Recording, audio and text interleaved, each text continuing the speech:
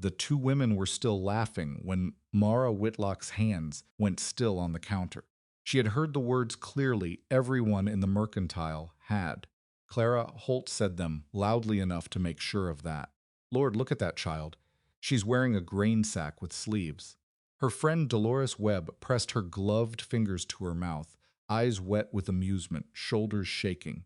And then the whole store, every customer, every clerk, even the boy, sweeping near the stove, went quiet in that particular way. That meant everyone had heard, and no one was going to say a word about it. Elsie stood beside her mother, 10 years old, one hand holding the hem of her coat, the other curled at her side. She didn't look up. Mara looked at her daughter's face and felt something tear open in her chest that she could not afford to show. If you have ever stood in a room full of people while someone humiliated your child, if you have ever had to swallow that down and keep your face composed because you needed something from the very people who were laughing, then you already know exactly what Mara Whitlock felt in that moment. And if you haven't, you're about to understand it completely. Before we go any further, if this kind of story reaches something in you, I want to ask you to subscribe to this channel. Every week we tell stories about ordinary people who found something extraordinary inside themselves when the world gave them very little to work with. Hit the like button, leave a comment, and tell us what city or country you're watching from. I want to see how far this story travels. Now let's go back to Clearwater, Montana, the winter of 1883, and to a woman who was about to make the most important decision of her life without even knowing it. Mara had been in Clearwater for 6 years. She and her husband Thomas had come out from Ohio with 2 trunks, a mule, and enough money to file on 40 acres along the eastern edge of the valley. The land was decent. A creek ran along the southern boundary. The soil was workable, and Thomas had believed in it the way men of his generation believed in things, completely, without room for doubt. He was gone now, 3 winters back, a fever that took him in 4 days, which was not unusual in those years, and did not make it any easier. What he left behind was the farm, a small loan at Edgar Crow's bank, and an 11-year-old debt on a piece of equipment that Mara had since sold for parts. He also left Elsie, who had his eyes and his stubborn streak, and who would grow up to be either a great comfort or a serious problem, possibly both. Mara had kept the farm running. Not well, she would not have used that word, but running. She grew a kitchen garden in summer. She traded eggs. She took in mending and alterations from the wealthier households in town, which was where things got complicated, because the wealthier households in Clearwater belonged to people like the Holts and the Webbs, and Mara needed their business the way you need water in a desert. You don't get to choose its source. She came into town every 2 weeks, always on Thursday, always with a list and a careful accounting of what she could spend. That Thursday in December of 1883, she had come for thread, lamp, oil, salt, and a length of cheap wool if she could find it on clearance. Because Elsie had grown 4 inches since spring and her coat sleeves now ended well above her wrists. She had not planned to buy anything else. She almost never did.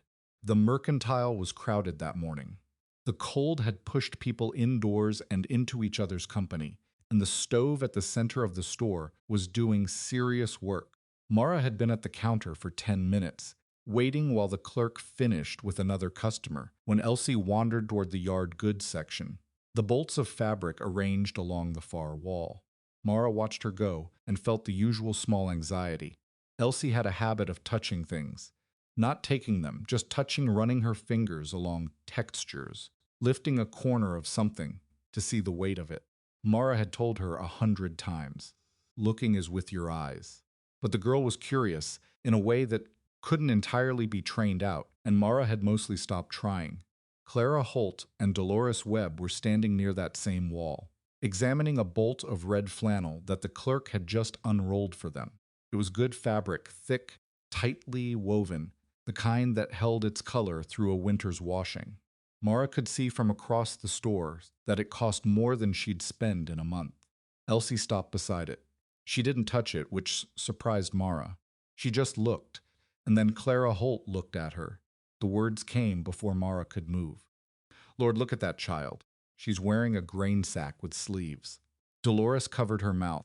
Someone near the stove made a sound not quite laughter, not quite silence. The clerk looked down at his counter.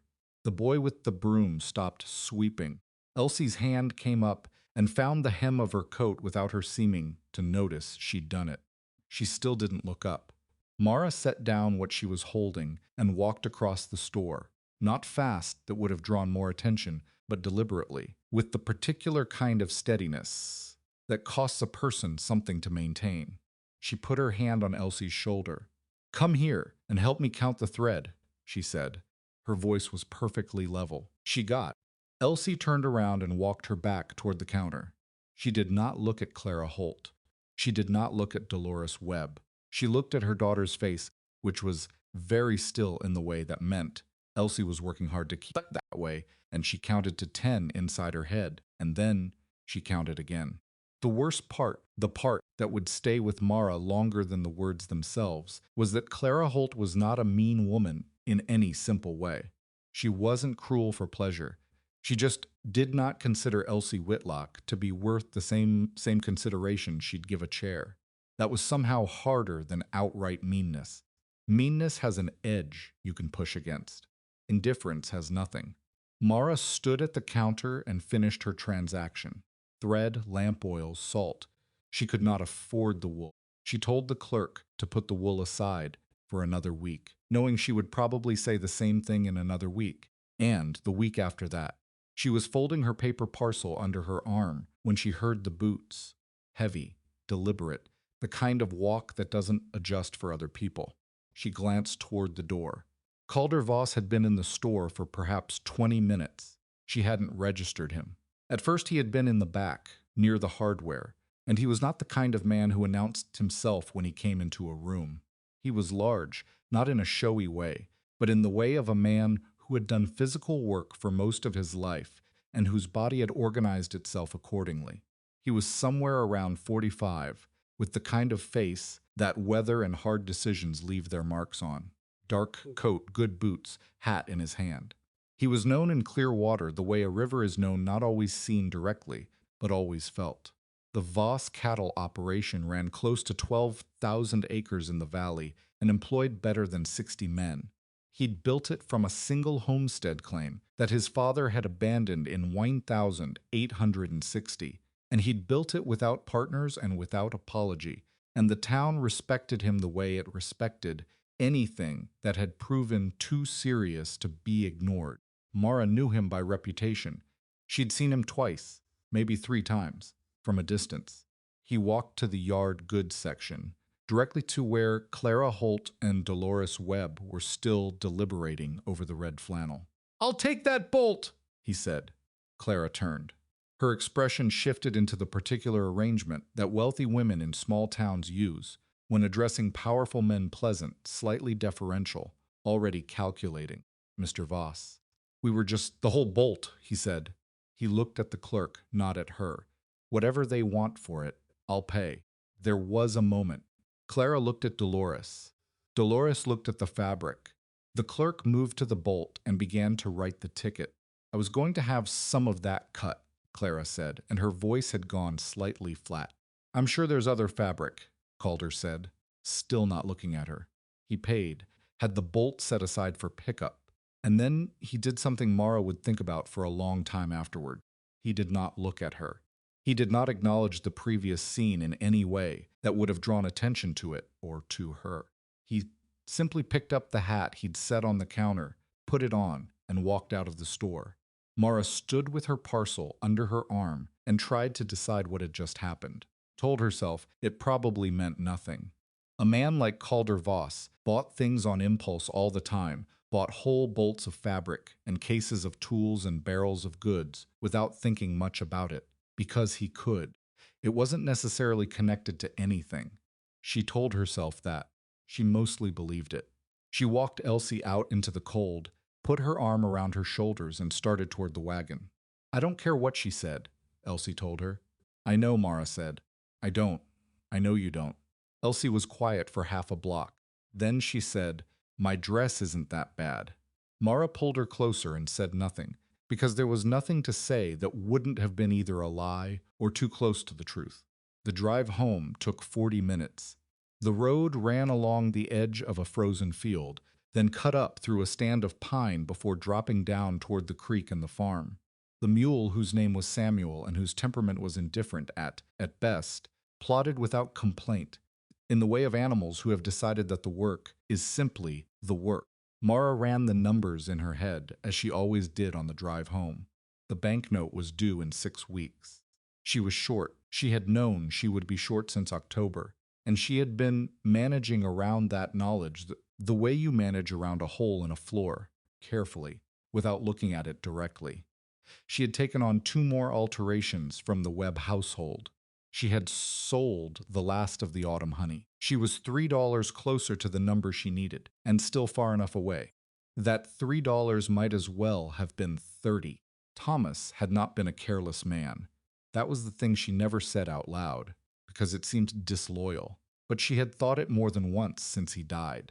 He had not been careless. He had been optimistic in the way that frontier men often were, believing that the land would eventually justify whatever you put into it, that a bad year was preparation for a good one. He had borrowed against that belief. The loan at Edgar Crow's bank had been reasonable enough when he took it out, but Thomas had extended the terms twice, and each time there had been small language in the documents that Mara had not fully understood, and Thomas had not fully explained. She understood it now. She understood it the way you understand a thing when it's already cost you something. Elsie had fallen asleep against her shoulder by the time they reached the farm. Mara guided Samuel into the barn, unhitched him, threw him his hay. She carried Elsie inside. The girl was heavier than she'd been last winter. She had grown and put her to bed, still mostly dressed. She stood in the doorway of the small room and watched her daughter breathe. The dress in the dim light looked worse than it had that morning. Mara had made it herself in the fall, from a piece of gray wool she'd gotten in trade. It was well sewn.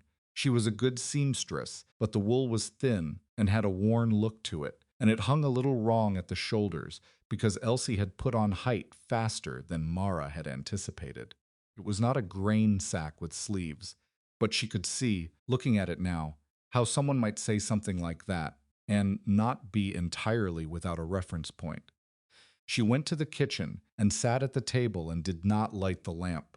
The cold came in under the door in the way it always did this.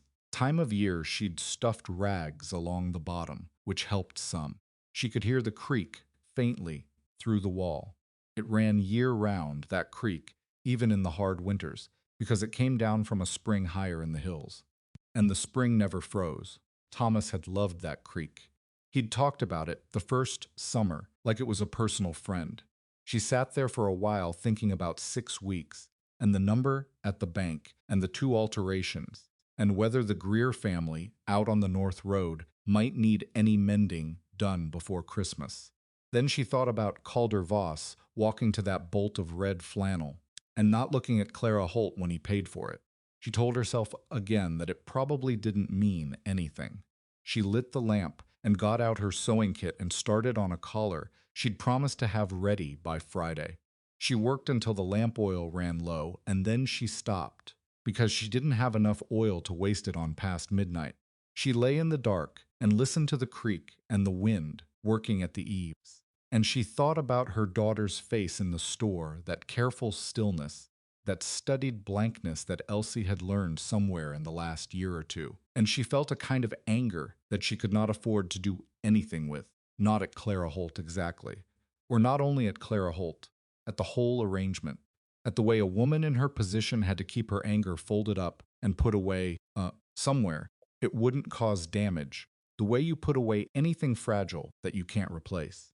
At the fact that Elsie was learning to do the same thing, was already learning it at 10 years old, and there was almost nothing Mara could do to change that, except keep the farm, keep the business, keep everything running well enough that someday, not now, but someday, the math might shift in their favor.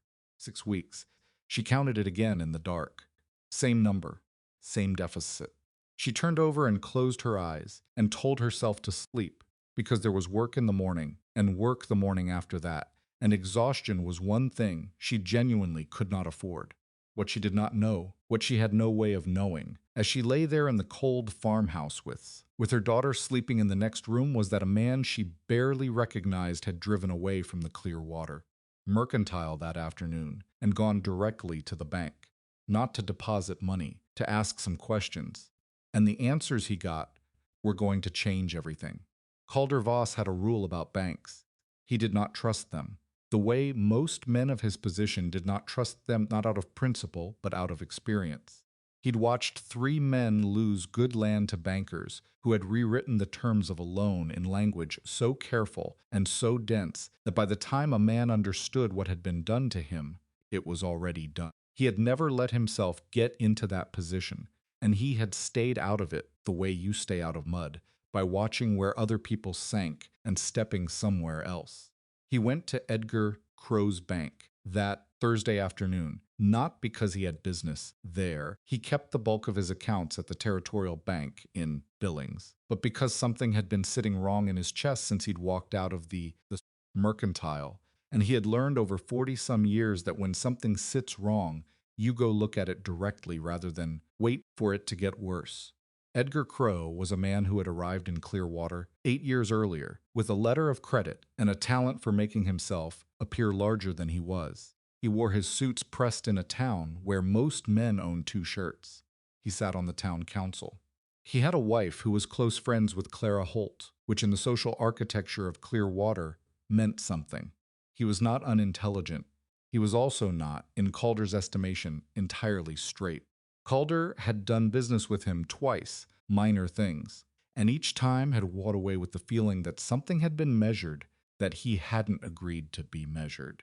He walked into the bank at 3:15, when the afternoon light was going gray, and the clerk at the front window was beginning to think about closing.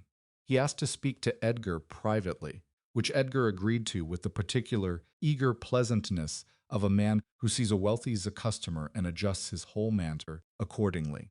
They sat in Edgar's office. The room was warm, over-furnished for the space, with a large mahogany desk that had been brought out from somewhere east at considerable expense. Edgar folded his hands on top of it. "What can I do for you, Mr. Voss?" "I want to know about the Whitlock account," Calder said. Edgar's expression did not change, which was itself a kind of change. "I'm not sure I can share details of another customer's." "I'm not asking for details," Calder said. "I'm asking a general question about what kind of note a 40-acre farm on the east side of the valley would carry. What's a reasonable loan on a property like that?" Edgar looked at him for a moment. He was calculating something. Calder could see it behind his eyes, the small, rapid adding up of risk and opportunity. "A modest farm of that kind," he said carefully, "might carry a note in the range of $80 to $120, depending on improvements and terms. And what would it look like if that note had been extended a couple of times, with penalties applied? Penalties are standard practice when payments are delayed." "I'm aware," Calder said. "I'm asking what the number looks like." Another pause. "It would depend on the rate and the terms of each extension." Calder looked at him steadily. He did not fill the silence, because he had found over the years that silence made most people uncomfortable enough to fill it themselves, and what they put into it was usually more informative than anything you'd get by asking directly. Edgar filled it. "There are cases," he said, "where accumulated interest and penalty fees can bring a modest note to 2 or 3 times its original value. That's not unusual in frontier banking, Mr. Voss. The risk is considerable." "2 or 3 times," Calder said, "in some cases." Calder stood up. "Thank you, Edgar." He left the office and walked out into the cold. He stood on the boardwalk for a moment, turning his hat in his hands, looking at nothing in particular. A woman with a basket crossed the street. A dog sat in a doorway. 2 or 3 times the original value. On a 40-acre farm with a creek, with a woman who was clearly working herself to nothing trying to stay ahead of it. He went to find his account man. His name was Reuben Falk. He handled Calder's local interests. kept the books on smaller transactions, knew where most things in the valley stood financially. Calder found him at the back table of the hardware store, where he often worked in the afternoons, so surrounded by ledger books and the smell of coal oil. "What do you know about the Whitlock place?" Calder said, without sitting down. Reuben looked up. He was a thin man in his 50s with ink-stained fingers and the patience of someone who has spent his life dealing with numbers that don't behave. Thomas Whitlock's widow. 40 acres, East Valley, Creek property. She's been carrying a note at Crow's bank since he checked the inside of his head, the way he always did, as if there were a filing system behind his forehead since 69? No, 70. Thomas extended it twice, once in 77, once in 80. "What's the note worth now?" Reuben gave him a look. "I don't have the exact figure, but I know Edgar Crow charged penalty interest both extensions, and I know the rate he uses because I've seen it on other accounts." If he applied the same terms, he turned to a blank page, wrote some numbers, crossed one out, wrote another. "She's probably looking at somewhere between 280 and 320 on an original loan of what, $90. Calder was quiet. "The farm itself," Reuben said, "appraised at about $400 last county assessment. Land value would be higher now. Creek property especially, there's been talk." He set down his pen. "You know about the railroad survey."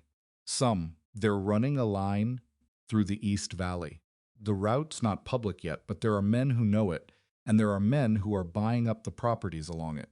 He paused. "Edgar Crow has acquired 3 properties in the last 18 months, all of them along the projected route. All of them former customers, who defaulted on loans they might have managed if the penalty terms had been applied differently."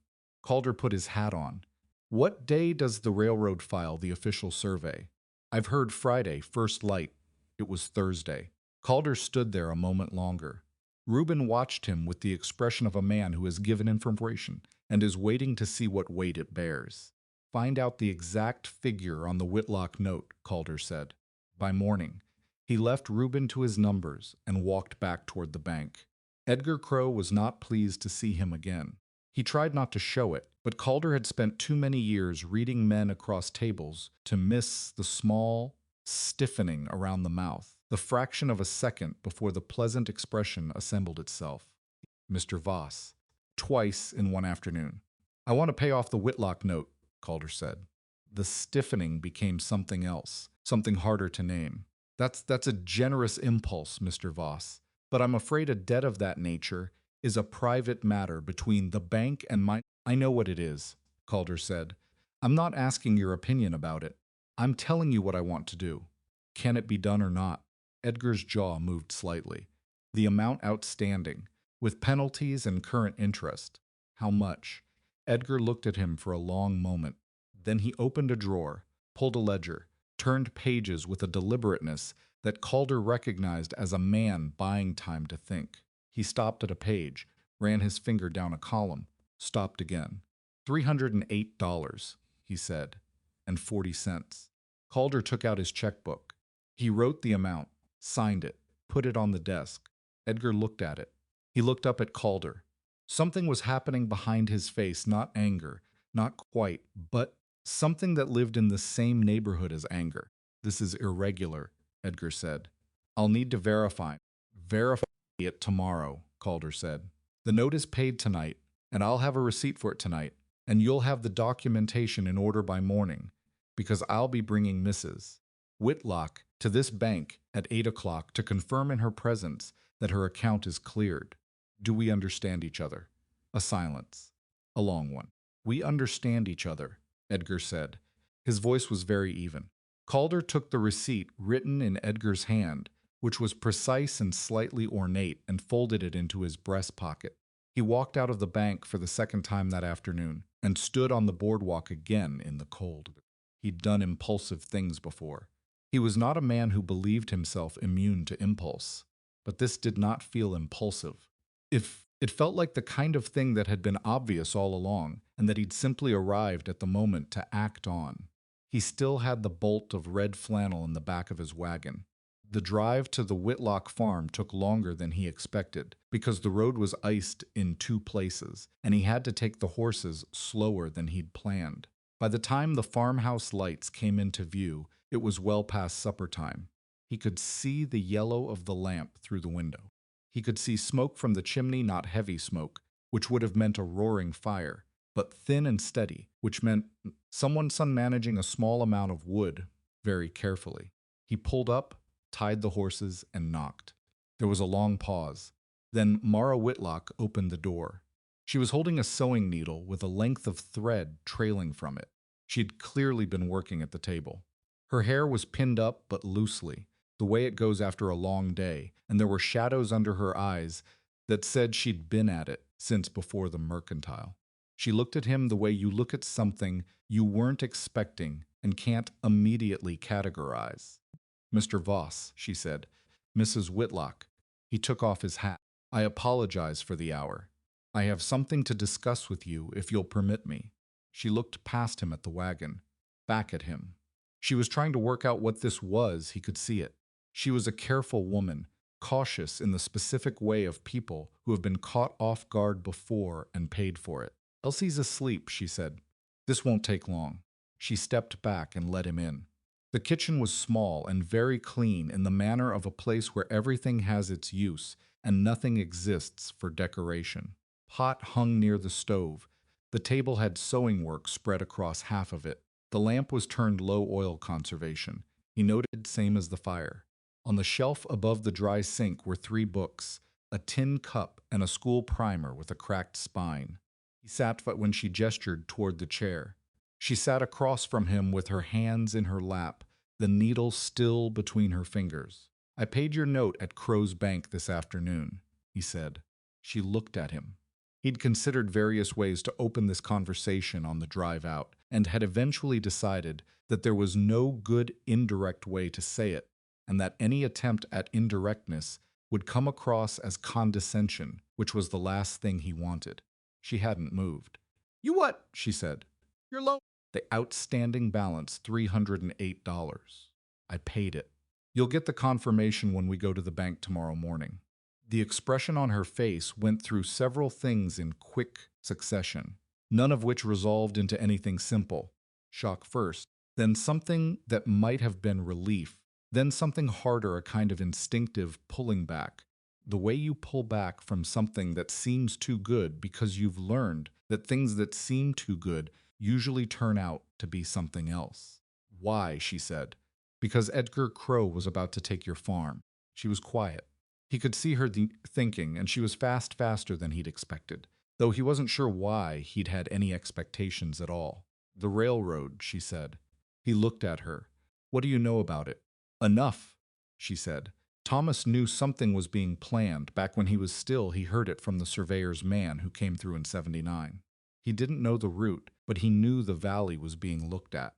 "And I knew Edgar had bought the Greer property last spring, and the Sanderson place before that. I didn't know exactly what it added up to until just now." She set the needle down on the table. She looked at her hands. Then she looked at him. "Mr. Voss, I don't take charity." "I know," he said. "That's not what this is." "Then what is it?" "I need good shirts made," he said. "My ranch hands go through winter gear faster than I can keep them supplied. I've been getting work shirts from a supplier in Billings, and the quality's been going backward for 2 years. I want someone local who sews well. And I've been told correctly, I'd guess that you're the best seamstress in this part of the valley." She watched him. "I want to offer you a contract," he said. 40 shirts before March, fair payment per piece. That would keep you busy through winter, give you income that doesn't depend on whether Clara Holt Lupeg's or hem taken in, and doesn't require you to be grateful to anyone." He paused. "It's work. You'd be doing me a service." She was still watching him. She had a way of looking at something or someone that was almost uncomfortable in its steadiness. Not hostile, just thorough. "Why are you doing this?" she said again. Not the first, why that one had been about the bank. This one was different. This was the real question. He turned his hat in his hands. "I was in the store this afternoon," he said. "You know I was." She didn't say anything.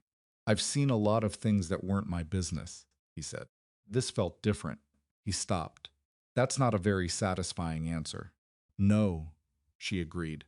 It's not. But something in her expression shifted, not warmth exactly, but the absence of the wariness that had been there before. What are you paying per shirt? They talked for 30 minutes. The terms were straightforward. He knew what fair market value was for the work, and he offered it without haggling, which she clearly hadn't expected. They agreed on delivery dates and payment in advance for materials. He told her he'd send fabric to the farm, the contract specified the type and weight, and that she could set her own hours. When they'd shaken on it, he stood to go, and then he remembered the wagon. There's also this, he said. Hudson. He went outside and came back with the bolt of red flannel, which was heavier than it looked and which barely fit through the kitchen door.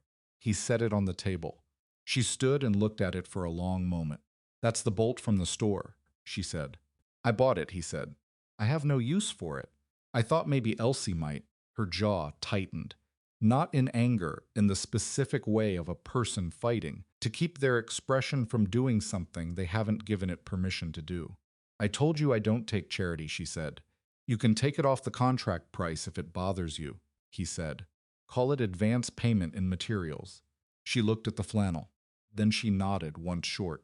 He put his hat on. 8 o'clock at the bank, he said. I'll be there. We'll be there, she said. He walked out to the wagon. He climbed up, untied the horses, turned them toward the road. The cold had gotten sharper in the hour he'd been inside, and the stars were very clear, the way they get when the temperature drops below a point where the air holds anything but itself. He did not let himself think too much about what he'd done or why he'd done it, because he'd found that examining that kind of impulse too closely usually led either to talking yourself out of something correct or convincing yourself of something convenient, and neither was useful. He drove back toward town with his hands steady on the reins and his mind already moving to the next problem, because paying the note was one thing. But Reuben's information about the 3 acquired properties, about the pattern of defaults that followed a particular kind of loan extension, saying that was something else. That was not a banker operating aggressively within the law. That was a man with a plan, running it carefully, in a town small enough that he'd calculated nobody would see it.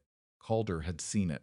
The question was what Edgar would do next, because the railroad filing its official survey in the morning didn't end anything. It was the beginning of the land value conversation. And a man who'd already acquired 3 properties along the route would not quietly accept losing his 4th. Not when the 4th one had water. The creek on Mara Whitlock's property ran from a spring that didn't freeze. In a railroad operation, water for steam, water for the camps, water for the livestock, being shipped a year-round water source on a property adjacent to the route, wasn't just valuable. It was, in a certain light, essential. Edgar knew that. That was why the penalties had compounded the way they had. That was why the timeline had been what it had been. Calder turned this over on the drive back. He thought about the banker's face when he'd put the check on the desk, that particular quality of stillness that is not actually stillness, but suppressed motion. A man recalculating.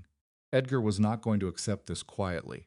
He didn't know what form the response would take, but he knew it wouldn't be silence. He got back to his ranch house after 9. His foreman, a broad-shouldered Montana man named Dix Pruett, was waiting in the barn. Dix, Calder said, handing off the horses. I need 4 men on watch tonight. 2 near the Whitlock place on the east road, 2 between there and town. Quiet. No confrontation unless there's a direct threat. Dix looked at him. He'd been with Calder for 11 years and had learned not to ask for explanations when the tone didn't invite questions. What are we watching for? Men with tools, Calder said. Sledgehammers, survey stakes. Anyone on that property after dark who isn't the widow. Dix nodded. I'll have them out within the hour. Calder went inside. He poured himself 2 fingers of whiskey, sat at his desk, and pulled out the receipts and notes from the afternoon. He laid them out flat, side by side, the check copy, the receipt from Edgar, the rough figures Reuben had given him on the valley land values, the timeline of Edgar's property acquisitions. He looked at all of it together, the the way you look at a map rather than a road, trying to see the shape of the whole thing rather than just the piece directly in front of you. The shape of it was ugly. Not complicated, ugly things rarely are, underneath but thorough. Edgar Crow had been running this operation for at minimum 18 months, possibly longer. He had identified the railroad route before it was public, which meant he had a contact inside the survey company, or inside the railroad's planning office, or both. He had used that information to selectively apply pressure to property owners along the route, manipulating penalty terms, delaying communications, making defaults inevitable for people who wouldn't have otherwise defaulted. Then he'd bought the distressed properties at a fraction of their actual value. And then, and this was the part that made Calder set down his glass, he'd apparently planned to sell those properties to the railroad, which was to say, he had planned to sell them to the railroad's principal investor. Calder had been approached 6 weeks ago by the survey company's legal team about acquiring the water rights along the East Valley route. They'd given him a list of properties.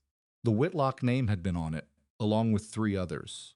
The legal team had told him the current owners were in negotiation with a local representative. That local representative was Edgar Crow. Edgar had planned to sell Calder Voss property that he had stolen from the people Calder Voss was trying to buy from.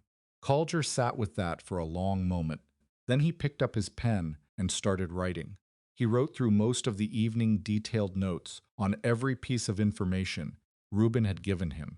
Everything he'd observed, the receipts and dates, the names and amounts.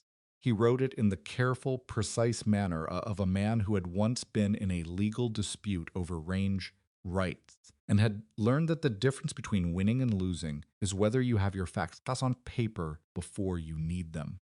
He was still writing when sometime after midnight he heard the horses outside. Not his horses' riders coming up the north approach, which was not the usual road, which was why he heard them at all. His foreman had good instincts about which direction to come from. He went to the door. Dix was already on the porch. 2 men tried to cross onto the Whitlock property, Dix said. Our boys spotted them coming off the county road. They had stakes and a sledgehammer. Looked like they were heading for the creek boundary. Calder reached for his coat. Where are they now? Still there, Dix said. Our boys are holding at distance. Didn't want to move without you. He was already walking to the barn. Get 4 more men. Dix fell into step beside him. The widow's still in the house, he said. Lights still on. Mara was still awake then, working, probably the shirt contract, or the collar she'd had in front of her earlier. He had a sudden, very clear picture of her at the table, needle moving, not knowing that 2 men were walking through the cold toward her creek with a sledgehammer and a plan to move her boundary marker before the official railroad survey filed at sunrise. He swung up onto his horse and turned toward the east road. The stars were still very sharp above the valley. The cold was serious now, the kind that gets into your bones, even through a heavy coat. Somewhere in the distance, too far to see, there was a farmhouse with a lamp burning in the window and a woman who didn't take charity, who had shaken his hand on a contract, who had stood in a store that afternoon and swallowed her anger so completely that only someone watching very carefully would have seen what it cost her. He rode hard through the dark and let the rest of the thinking wait until morning. She had not meant to stay up past midnight. The collar she'd promised for Friday had taken longer than expected. The buttonholes on good linen were unforgiving work, and she'd had to unpick 2 of them and start over, which cost her the better part of an hour she hadn't budgeted. By the time she'd finished and folded the piece into its wrapping paper, the lamp was burning low again, and she'd made the automatic calculation. Enough oil left for maybe 40 minutes. She was going to use them. The red flannel was still on the table where Calder Voss had set it. She hadn't moved it. She'd stood in the kitchen for a while. After she heard his wagon pull away, just looking at it, this bolt of expensive fabric sitting in the middle of her working space, like something that had fallen from somewhere and not yet been explained. She was not naive about men who did generous things. She'd been on the frontier long enough to know that generosity from a powerful man was rarely uncomplicated, and that the debt you didn't know you were incurring was usually worse than you could see clearly. Thomas had told her that years ago, and he'd been right often enough that she'd kept it. But she'd looked at Calder Voss across her kitchen table and tried to find the calculation behind his eyes, and what she'd found instead was something that looked more like irritation, not at her, at something he'd seen that had not sat right with him, and that he'd decided, in the particular way of a man used to deciding things, to do something about. She could work with that. She understood it better than Charity. She unrolled about a yard of the flannel and held it near the lamp. The color was very red, not orange red, not brick, but genuinely red, the kind of color you didn't see often on a frontier farm. It was thick and tightly woven, and it smelled like the store, like cedar and dry goods, and the particular warmth of a room that had seen a lot of winters. Elsie would look remarkable in it. She folded it carefully. Not cutting yet, she'd do that in the morning, with proper light, and moved it to the shelf. Then she sat back down and pulled out the paper where she'd sketched the rough measurements from memory. Elsie's shoulder width, her chest, the length from collar to knee. She'd been measuring the girl's growth in her head for months, the way mothers do, tracking the change in coat sleeves and hem lengths, and the particular way a growing child carries herself differently from one season to the next. She was still working through the construction in her head, imagining the seam lines, the collar shape, the whether there was enough fabric for a cuff when she heard it. It was not a loud sound. That was what made it strange. A loud sound near the barn would have been the mule or the wind working at the door. This was something different, a careful sound, the kind that has intention behind it. Two sounds, actually, coming from the direction of the creek, and then faintly, something that might have been a voice, though the walls were thick enough that she couldn't be sure. She sat very still. The wind moved against the house. The lamp flame shifted. She counted to 20 and heard nothing more. She almost talked herself out of it. Almost. Instead, she went to the bedroom where Thomas's Winchester stood in the corner. She kept it loaded, always had, because a woman alone on 40 acres was not going to have time to find powder and shot if something came through the door, and she took it down and checked it the way he had shown her, the mechanism cold under her, hands everything in order. She didn't wake Elsie. She thought about it and decided against it, because if this was nothing, then she'd frightened her daughter for no reason, and if it was something, then she needed Elsie exactly where she was. She put on her coat and went to the back window first, the one that faced the creek, and she stood to the side of it, so she wouldn't be visible from outside, and she looked out. It took a moment for her eyes to adjust to the dark. The moon was partial, enough to throw shadows, but not enough to see clearly. The field between the house and the creek was pale with frost, and in that pale field, maybe 80 yards out, she could see two shapes moving. Not shapes she recognized. Not shapes that moved like animals. Men. Two of them, moving slowly, deliberately, toward the southern boundary of the property. Toward the place where the old stone marker stood at the corner of her land. The marker that Thomas had paid the county surveyor to place 6 years ago. The marker that defined where her creek began. One of them was carrying something long across his shoulder. She knew what a sledgehammer carried at a distance looked like. She'd seen Thomas use one often enough. She felt something go very quiet inside her, not calm exactly, but the thing that comes just before calm when your body understands that the situation is serious and stops wasting energy on anything that isn't necessary. She checked the Winchester again. Her hands were steady. She was mildly surprised by that.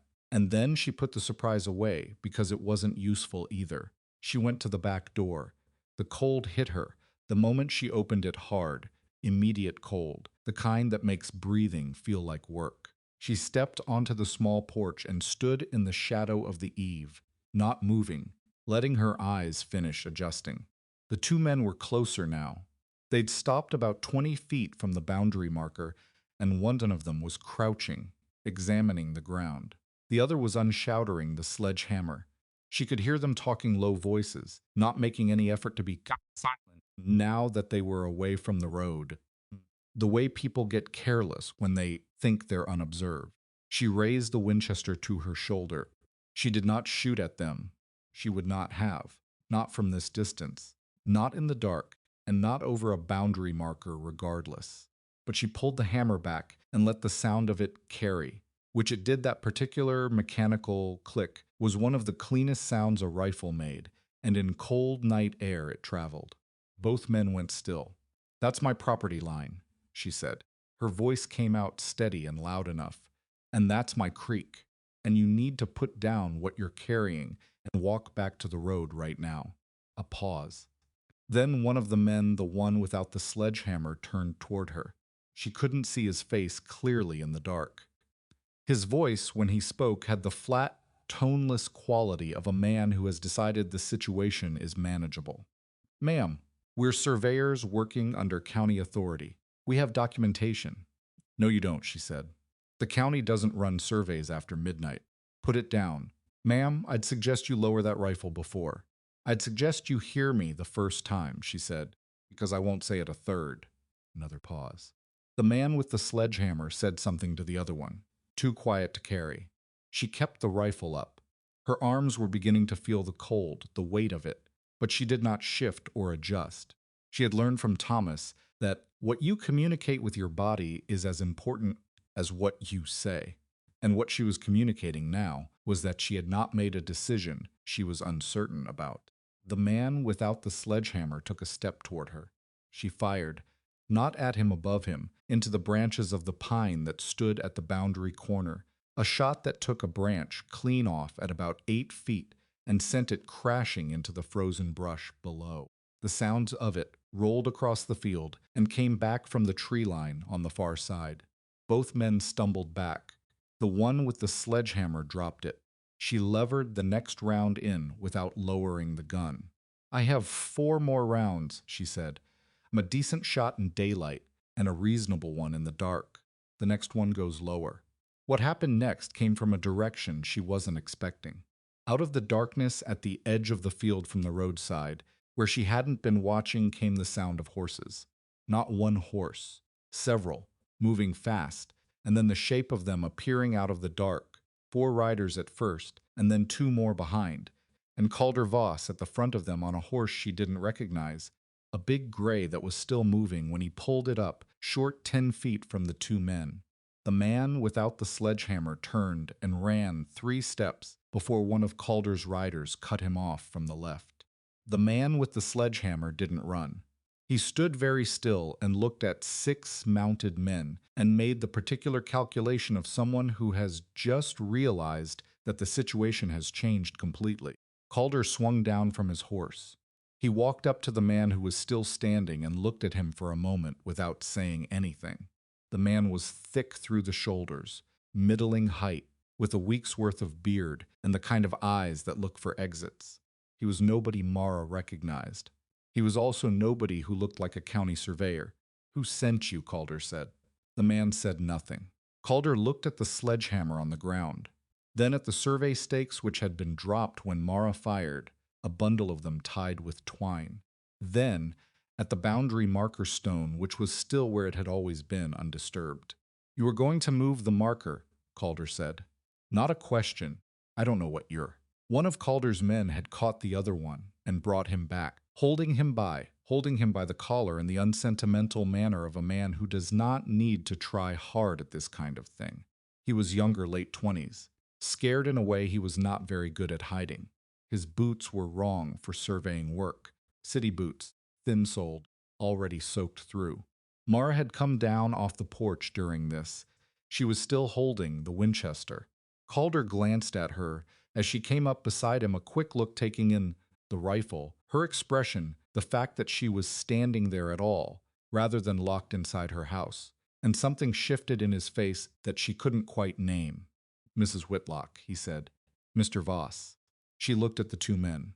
"I heard them from inside. They didn't try to be quiet once they were away from the road." "No," he said. "They weren't expecting anyone to be awake." He looked at her. "You fired a warning shot." "I fired a branch off," she said. "That was the warning." His foreman made a sound that might have been appreciation. Calder said nothing. He turned back to the younger of the two men, the scared one. "Let's try again," he said. "Who gave you this job?" The younger man looked at his companion. The companion's jaw was set in the manner of someone who has calculated that silence is still the better option. But he had not, Mara thought, made a very thorough calculation, because silence was clearly not going to be the better option here. 6 mounted men in the dark was not a situation you improved by being unhelpful. "We were hired through a man in town," the younger one said. His companion turned to look at him with an expression that would have silenced most people. It did not silence him, because he had apparently decided, correctly, that his companion's disapproval was a smaller problem than his current one.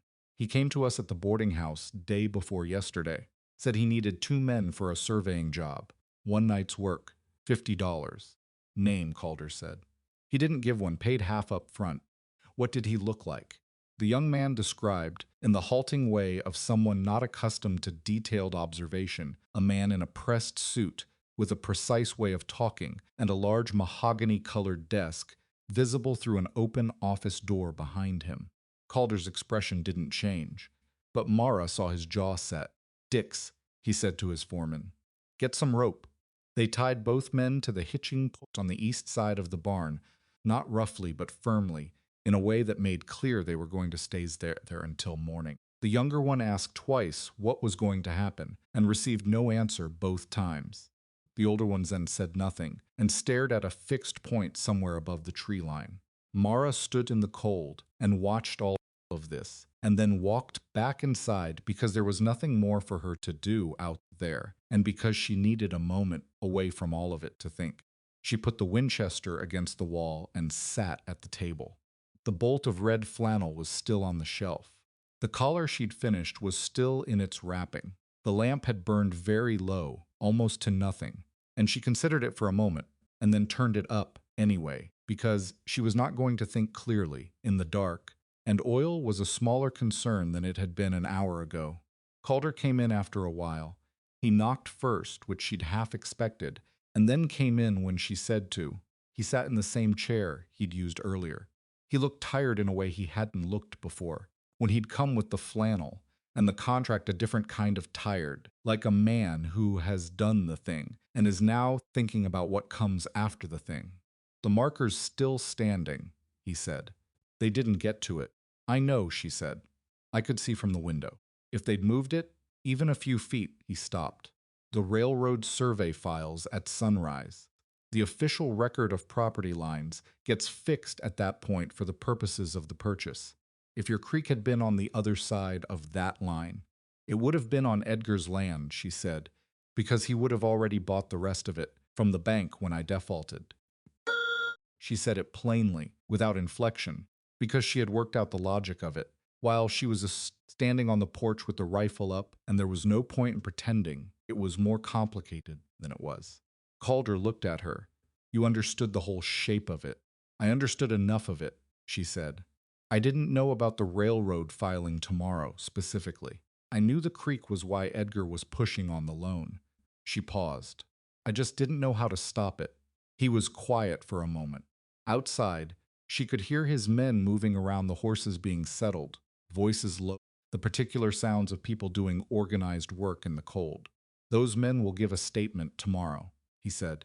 "I'll have it in writing before I take them to the sheriff. It won't name Edgar directly, but combined with the other documentation I have, it'll be enough." "What other documentation?" he told her. "Not everything at once." He laid it out in the systematic way of a man who has been thinking it through for hours. The property acquisitions, the pattern of loan manipulations, the timeline, the legal team's approach about the railroad purchases, the fact that Edgar had been positioning himself to sell water rights to the person who already owned the majority interest in the railroad. When he finished, the lamp was the only sound for a moment. "He was going to sell your land to you," Mara said, essentially. She thought about that. "He didn't know you were the investor." "He knew the name of the investment group," Calder said. "He didn't know I was behind it. I keep a low profile on the rail business. There are reasons for that." She nodded. She didn't ask what the reasons were, because that wasn't the part that mattered right now. Tomorrow morning, she said, at the bank. You still want to go? More than before, he said. She thought about Elsie sleeping in the next room. She thought about the store that afternoon a lifetime ago. It felt like now, and Clara Holt's voice, and the way Elsie's hand had found the hem of her coat. She thought about the boundary marker standing in the frost outside, undisturbed, because she had been awake and because she had gone to the window instead of talking herself back to bed. She thought about $308.40, which was no longer a weight she was carrying, and tried to calculate how that felt and found she couldn't quite yet. I want to be clear about something, she said. Tomorrow at the bank, I'm not going in there as somebody you're protecting. I'm going in there as the person who owns this land. Calder looked at her steadily. I know, he said. I want Edgar Crow to understand that difference. He will, Calder said. She nodded again. Outside, the creek made its sound under the ice, or rather around the ice, because it never froze entirely, and it was running the same tonight as it had run every night. For the 6 years she'd lived beside it, indifferent to boundary markers and bank loans, and men with sledgehammers and surveyors' stakes. The sound of it had used to comfort her. Thomas had said it was the best thing about the property, and he'd been right. She had almost lost it tonight, and she had not fully let that fact settle, yet was keeping it at a slight distance. The way you keep a flame away from something you're not sure is flame-proof. Calder stood. He put his hat on and looked at the door, and then looked back at her. You should try to sleep, he said. A few hours at least. I was sewing a collar for Friday, she said. I know. He paused. Get some sleep. She didn't say she would, because she didn't know if it was true, and she'd found that telling the truth was generally a better use of words than saying whatever the situation seemed to call for. He went out, and she listened to the sounds of the men settling in outside. Calder had left 2 riders on watch for the rest of the night, which she'd neither asked for nor argued against, because there was a difference between accepting help you need and being too proud to see clearly, and she was trying to stay on the correct side of that line. She turned the lamp down but did not put it out. She picked up the sketch of Elsie's dress measurements. She held it in her hands without looking at it, because she wasn't really thinking about the dress. She was thinking about the morning, and what the morning was going to look like, and whether Edgar Crow had any other moves available to him between now and 8 o'clock. She did not think he did. She also knew she could be wrong. Across the kitchen, the red flannel sat on the shelf, very bright even in the low light, the color of something that wasn't going to be moved or subdued or explained away. She finally folded the sketch, put it in her apron pocket, and went to check on Elsie.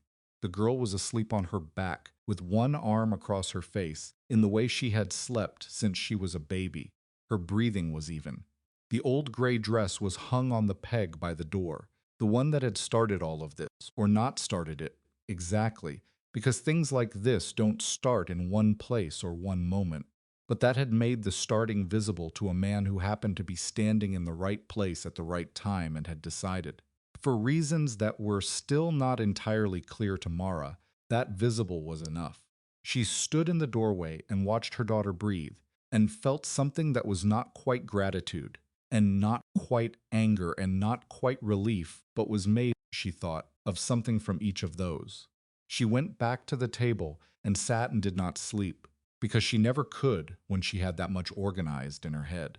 Instead, she worked through the seam lines on the red dress again, the collar shape, the cuff detail, the way she'd handle the buttonholes, and she worked on it so thoroughly and so specifically that by the time the sky outside began to go gray at the edges, she had the entire construction mapped in her mind down to the last stitch. She got up and woke Elsie at 6. Get dressed, she said. We're going into town. Elsie sat up, immediately alert, in the way of children who have learned that unusual things happen, and it's better to be awake for them. What happened? She said, looking at her mother's face. A few things, Mara said. I'll tell you on the road. Wear your Sunday dress. Elsie looked at her. My Sunday dress is colder than my... I know, Mara said. You won't be cold for long. She went to the shelf and took down the bolt of red flannel. She unrolled the length she'd measured in her head, cut it clean and sure, and spent the next hour working faster than she'd ever worked in her life. Not perfectly. There were two seams she'd have done again with more time. A collar facing that was going to bother her for weeks. But quickly enough, and well enough, that when she held it up in the morning light coming through the east window, it was recognizably what she'd meant it to be.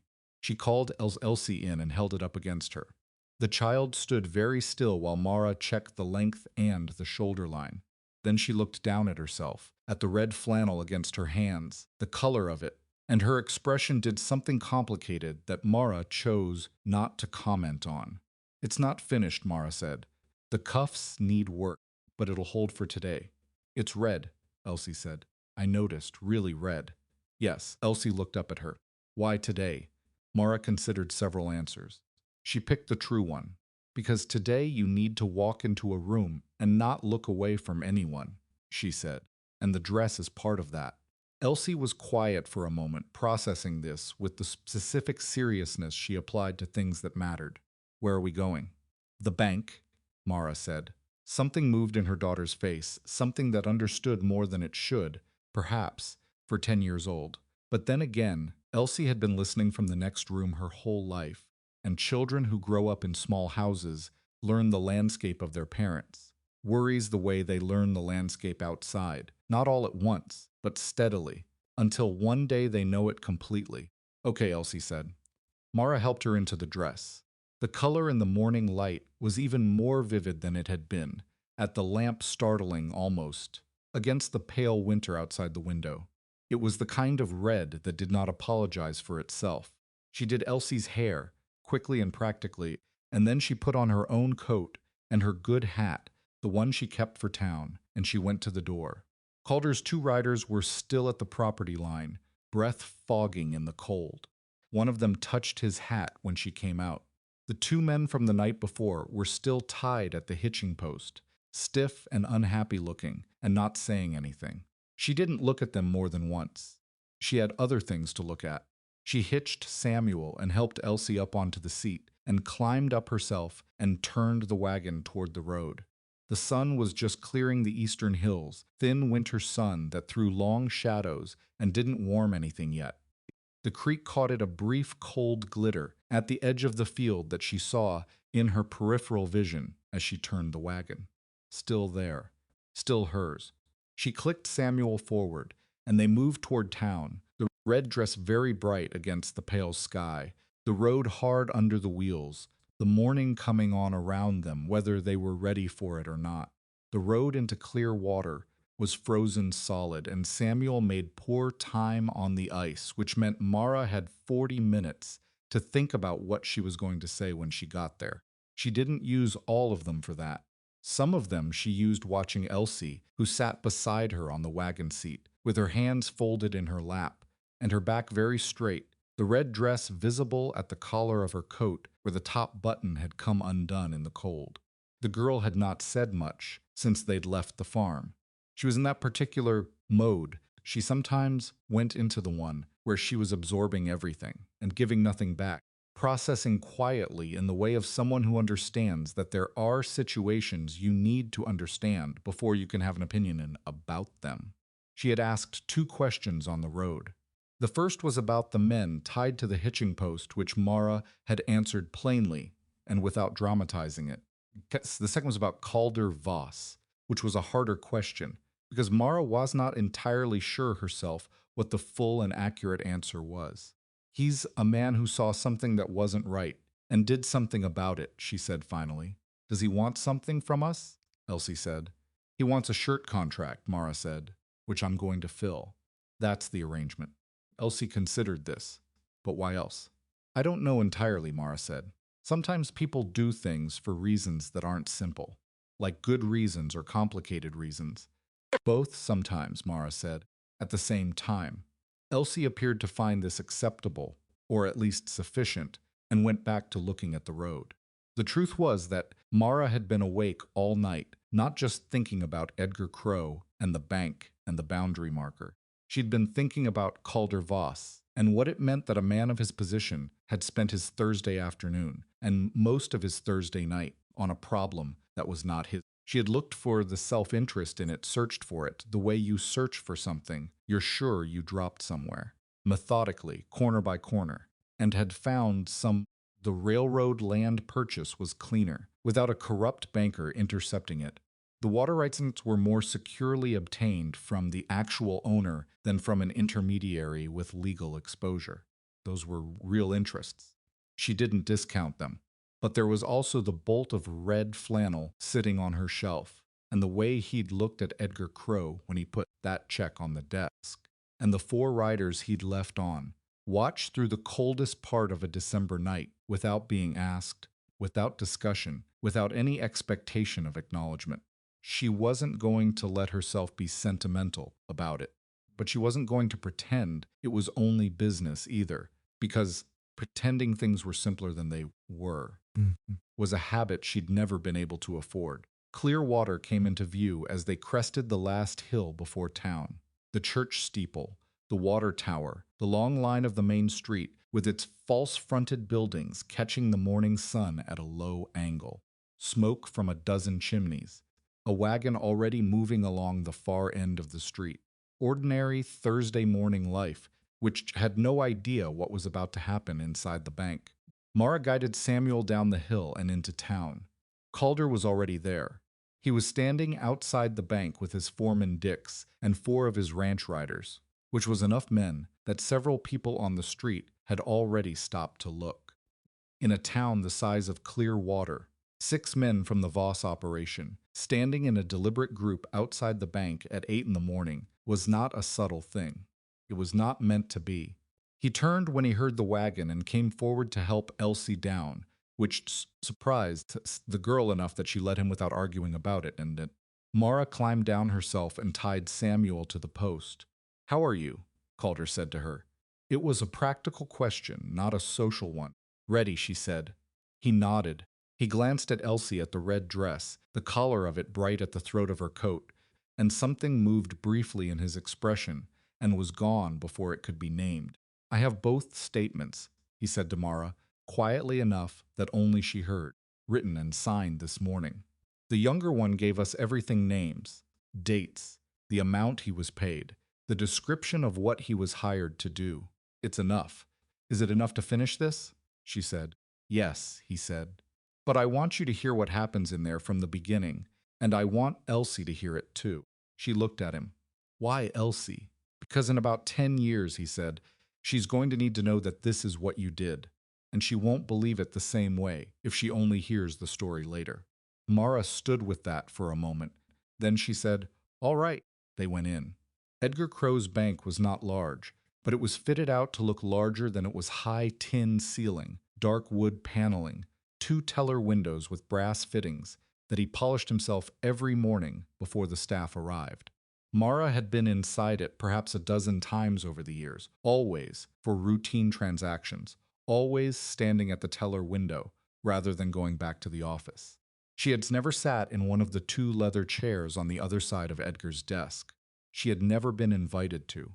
The teller, a young man named Holt, Clara's nephew, who had the startled look of someone who had been handed a job rather than earning it, looked up when they came in and immediately looked at Calder's men filling the doorway behind them, and his startled look became something several degrees beyond startled.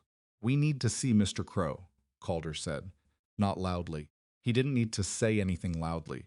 I'll check if he's in," Calder said.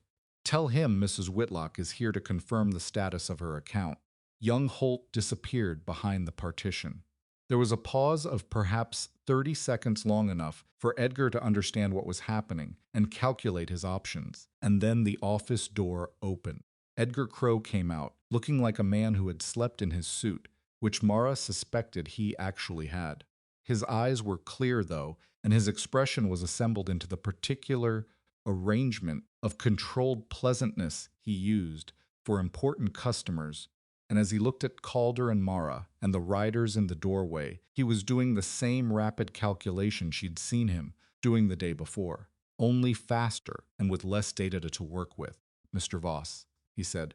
"Mrs. Whitlock, come in, please." He looked at the riders. He didn't say anything about them. He went back into the office and held the door. Mara went first. Elsie followed, and Mara felt the girl's hand find hers briefly, and then let go, not because she was frightened, Mara thought, but because she was reminding herself not to be. Calder came in behind them, and Dix came in behind Calder, and two of the riders remained in the doorway, where they could be seen from the office. The remaining two stayed outside on the boardwalk.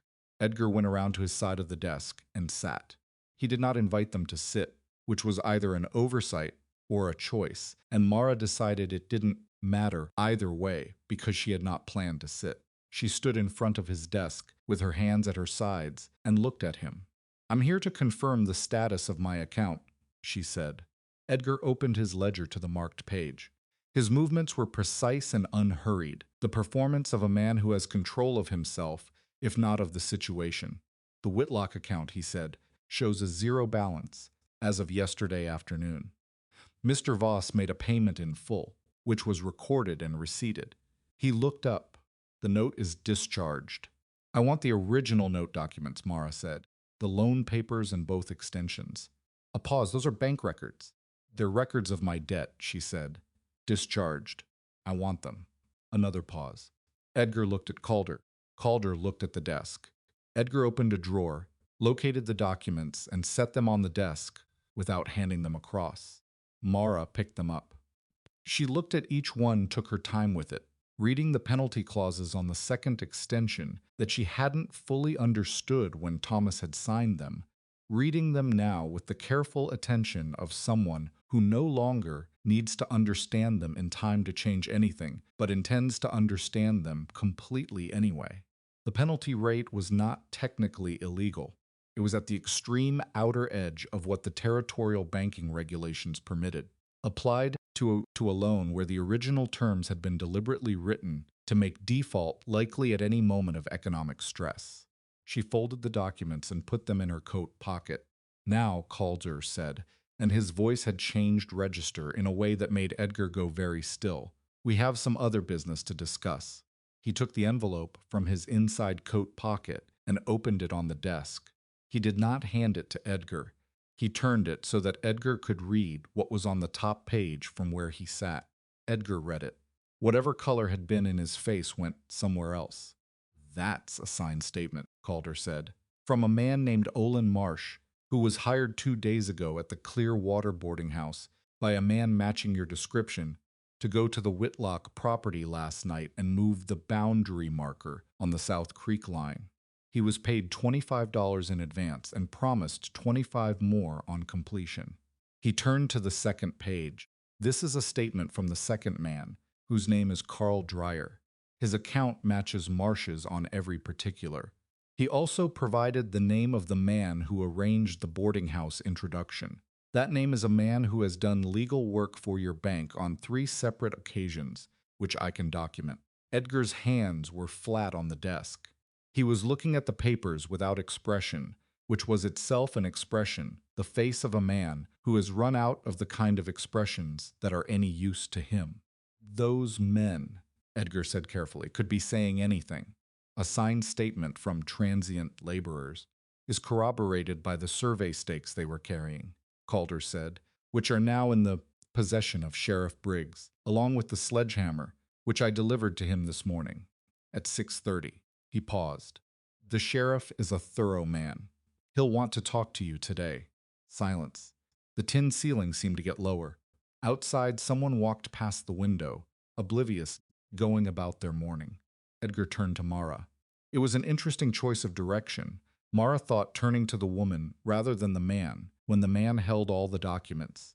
Either he was hoping she was a weaker point, or he was trying to find some appeal that Calder's straightforward manner hadn't left him room for. "Mrs. Whitlock," he said, and his voice had shifted to something softer, almost conciliatory. The voice you use when you're trying to reframe a situation rather than address it.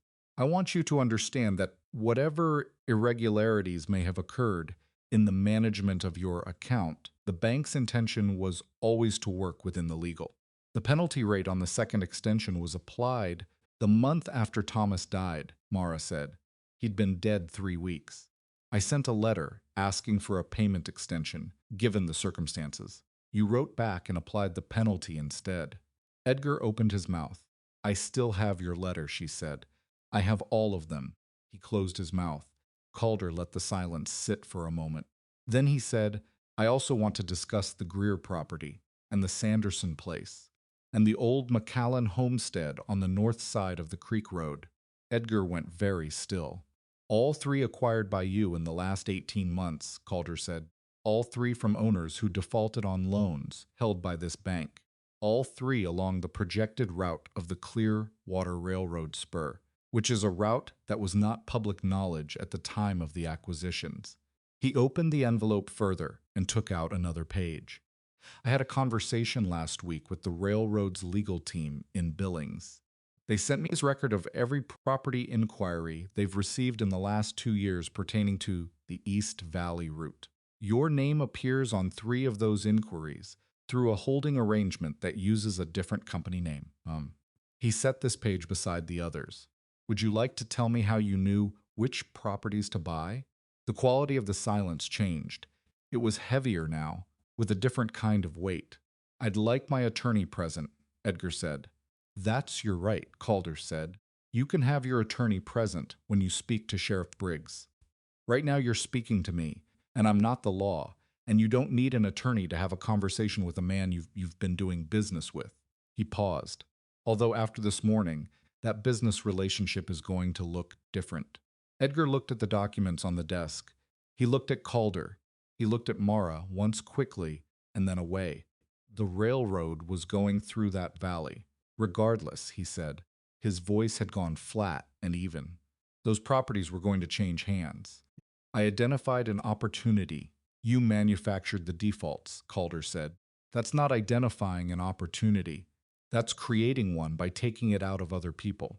The terms were legal. The terms were at the edge of legal, and you applied them selectively to specific properties along a route you had insider knowledge of. That's not a defense. That's a description of the problem. Edgar leaned back in his chair. He was recalculating again. Mara could see it. The same rapid internal arithmetic she'd noticed the day before. But the variables had changed, and he knew it. He was not a stupid man. He knew when a position had been overrun. What do you want, he said. It was the question Mara had been waiting for.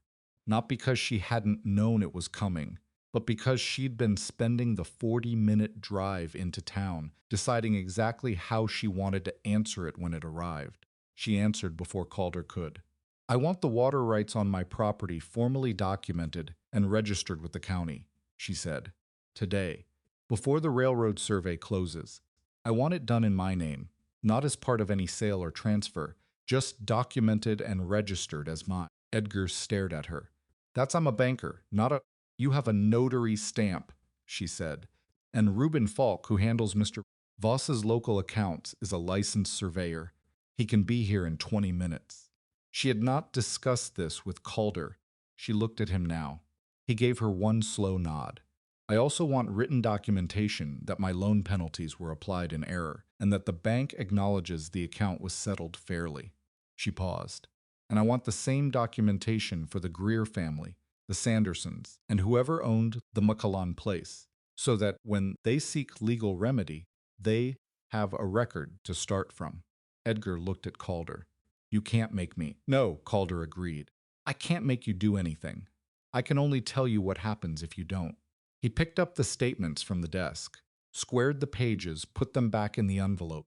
If you cooperate with what Mrs. Whitlock has outlined, I'll allow the sheriff's investigation to proceed as it will, without adding my own complaint about the fraudulent property scheme. If you don't, I'll be in the sheriff's office by 9 o'clock this morning, with a formal statement detailing every element of what you've done, and I'll send a copy to the Territorial Banking Commission in Helena, and I'll send another copy to the railroad's legal office in Billings, along with a letter explaining that the East Valley land acquisitions were conducted through criminal misappropriation, which will void the sales and trigger a full federal land audit.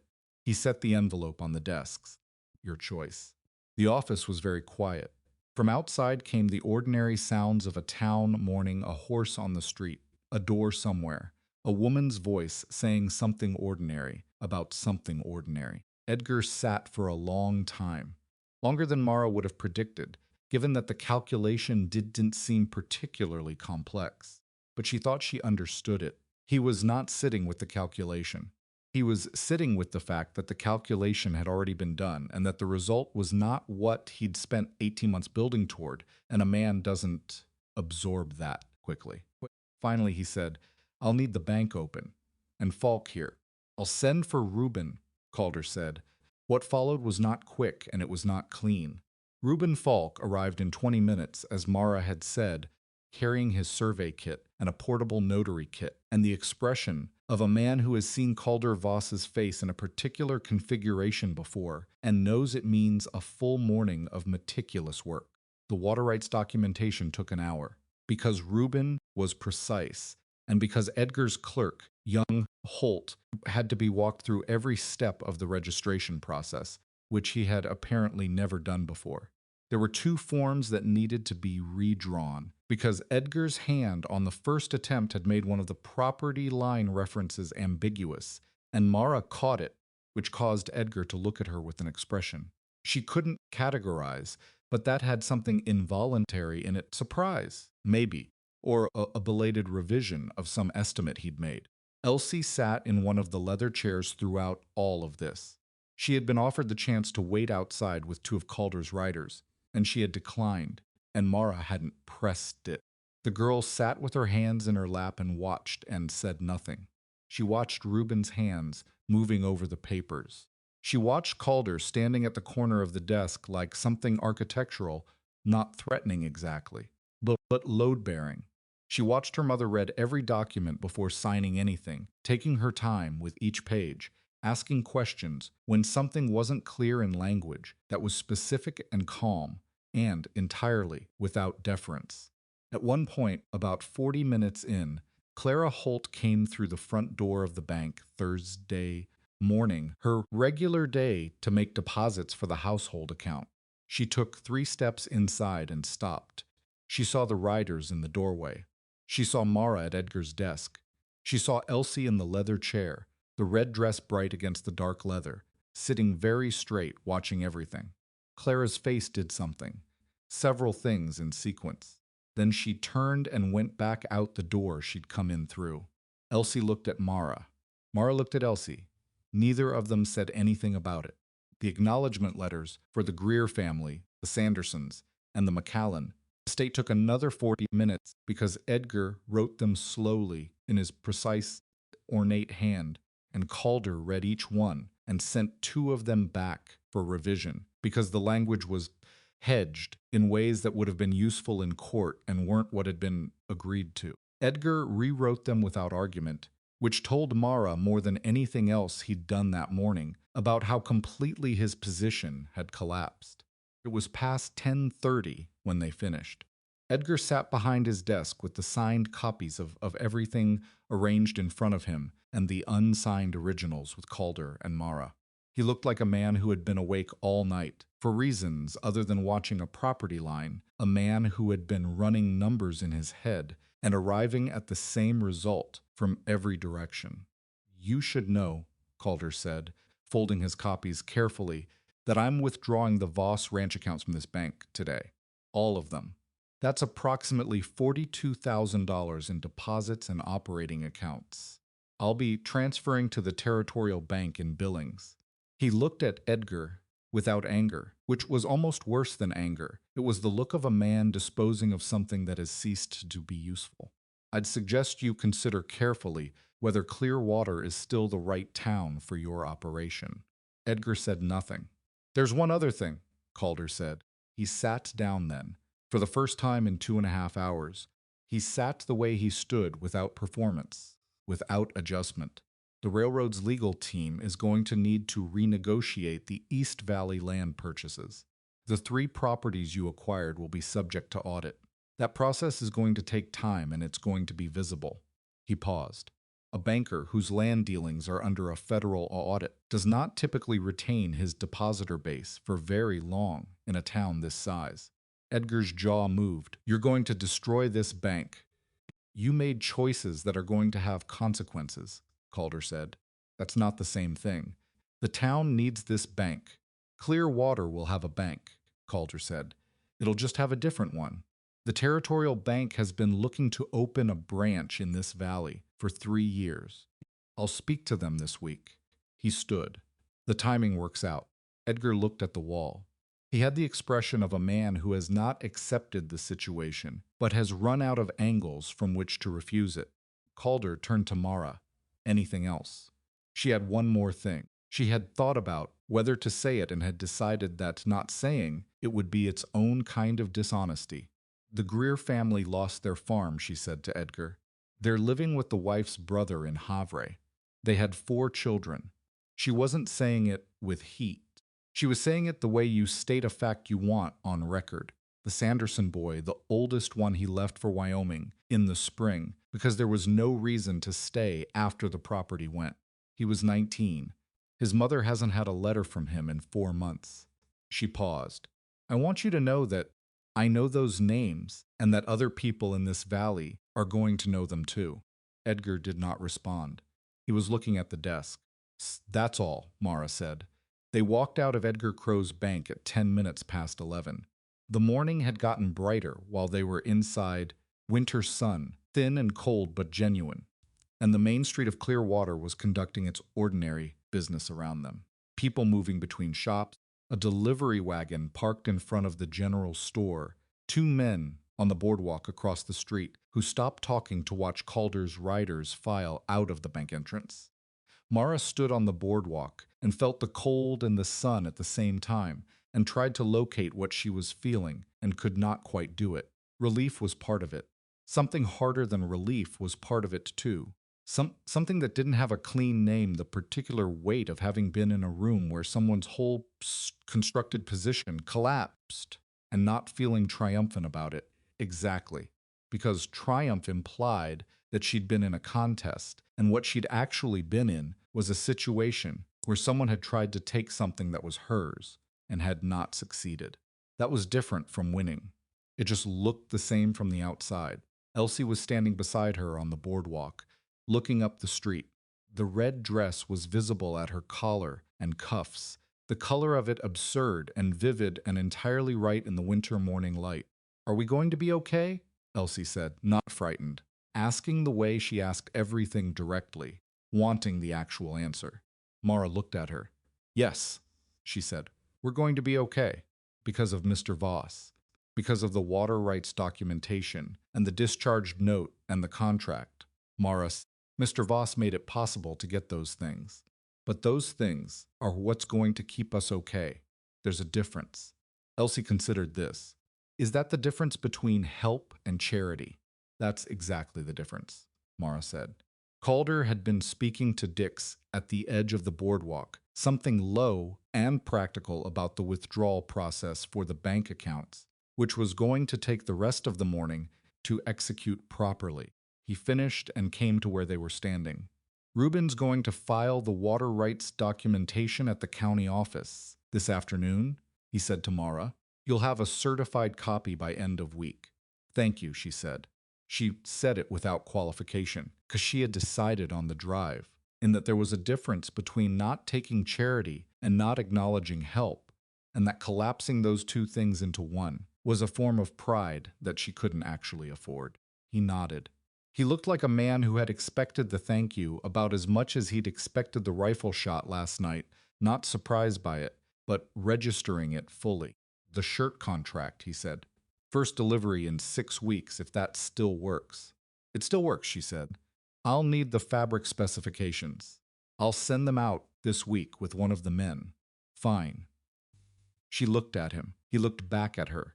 There was something in the quality of the moment that she recognized, but did not know what to do with yet, and the cold was not the right context for doing anything with it in any case. We'll get out of your way, she said. You're not in my way, he said.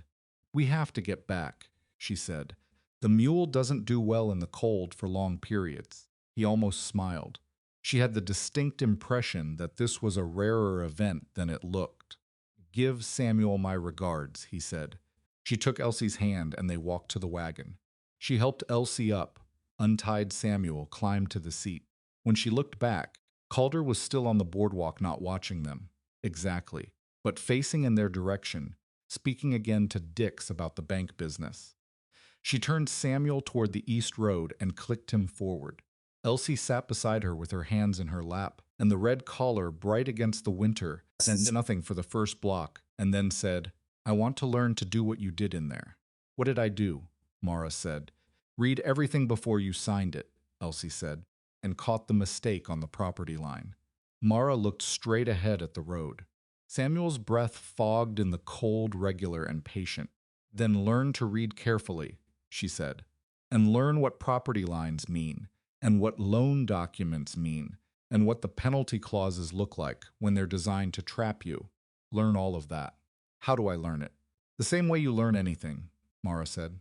"You find someone who knows it, and you pay attention, and then you practice until you know it better than they do." Elsie was quiet for a moment. "Can you teach me some of it?" Mara said. "The rest you're going to have to find on your own." She thought about the school primer with the cracked spine on the shelf above the dry sink. She thought about the letters she'd started writing to the county school board in October, the ones she hadn't sent yet because she'd been too absorbed in the bank situation to finish them. She made a note to finish them this week. "But yes," she said, "I can start you." They drove in silence for a while. The town fell behind them.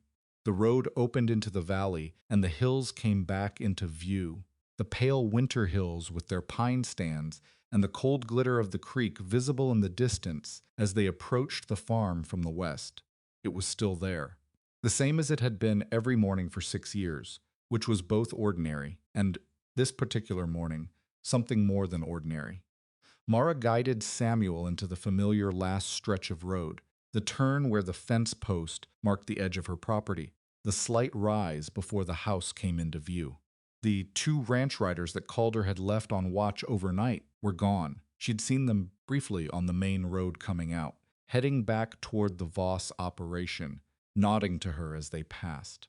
The farm was quiet. The barn, the kitchen garden under its frost, the pine at the boundary corner where the branch she'd shot off last night lay in the frozen brush below it, already becoming part of the landscape. The boundary marker stood where it had always stood. She put Samuel in the barn and fed him, and came back out and stood in the yard for a moment looking at the house. The morning light was on the east wall. The creek was audible from where she stood, its particular sound that never changed, the sound Thomas had loved and that she had come to love separately from him in the years since.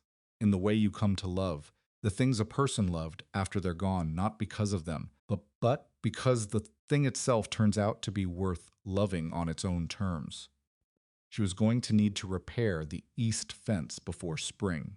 She was going to need to think about the garden layout for next year, because the kitchen garden had underperformed in the wet summer, and she needed to rotate some of the beds. She was going to need to write those letters to the school board.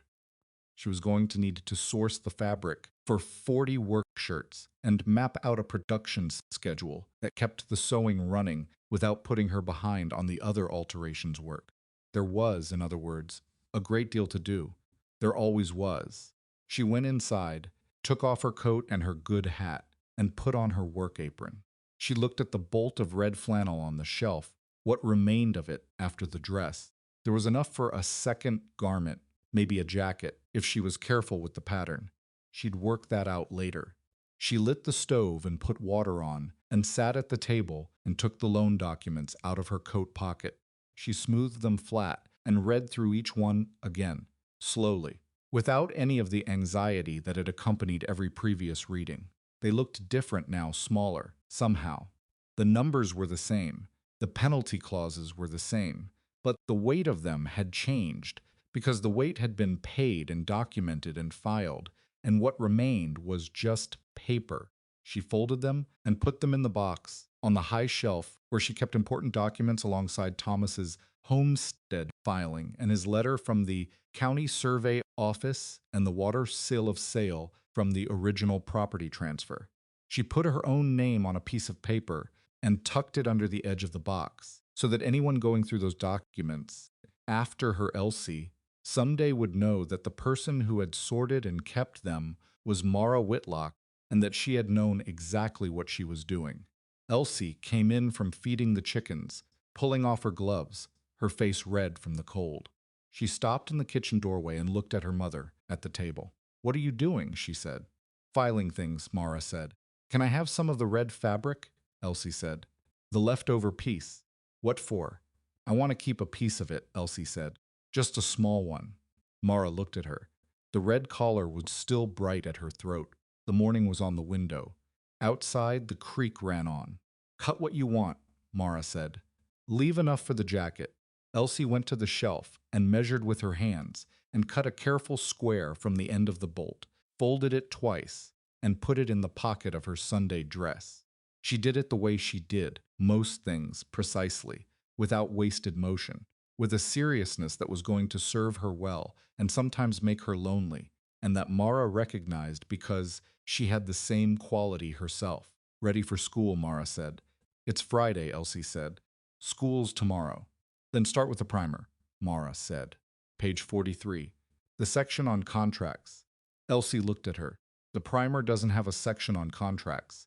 "No," Mara agreed, "which is why I'm going to write you one." The letters from the Territorial Banking Commission arrived on a Wednesday, 6 days after Mara and Calder had walked out of Edgar Crow's banks with the signed documents folded into her coat pocket. She had not been idle in those 6 days. The shirt contract had consumed most of her mornings. The fabric specifications Calder had sent out were specific enough that she'd had to source 2 different weights of flannel from the mercantile, which required a conversation with the clerk about ordering ahead, which required her to put a small deposit down, which she could now do without calculating it 3 times first. That was still strange to her. The math of her days had been a certain shape for so long that its new shape didn't feel natural yet. It felt like wearing a coat that fit properly after years of wearing one that didn't correct, but noticeable. Alterations work continued. Clara Holt had not sent anything since Thursday morning, which Mara had anticipated and which did not particularly trouble her. Dolores Webb had sent a skirt that needed the side seams let out, accompanied by a note that made no reference to anything, which was its own kind of reference. Mara did the work and sent it back with a clean ticket and charged the correct amount and waited to see what happened next. What happened next was that Dolores Webb sent 2 more pieces the following week, with a note that said the work on the skirt had been excellent. That was all it said. Mara accepted this as the form of acknowledgement it was, and moved on.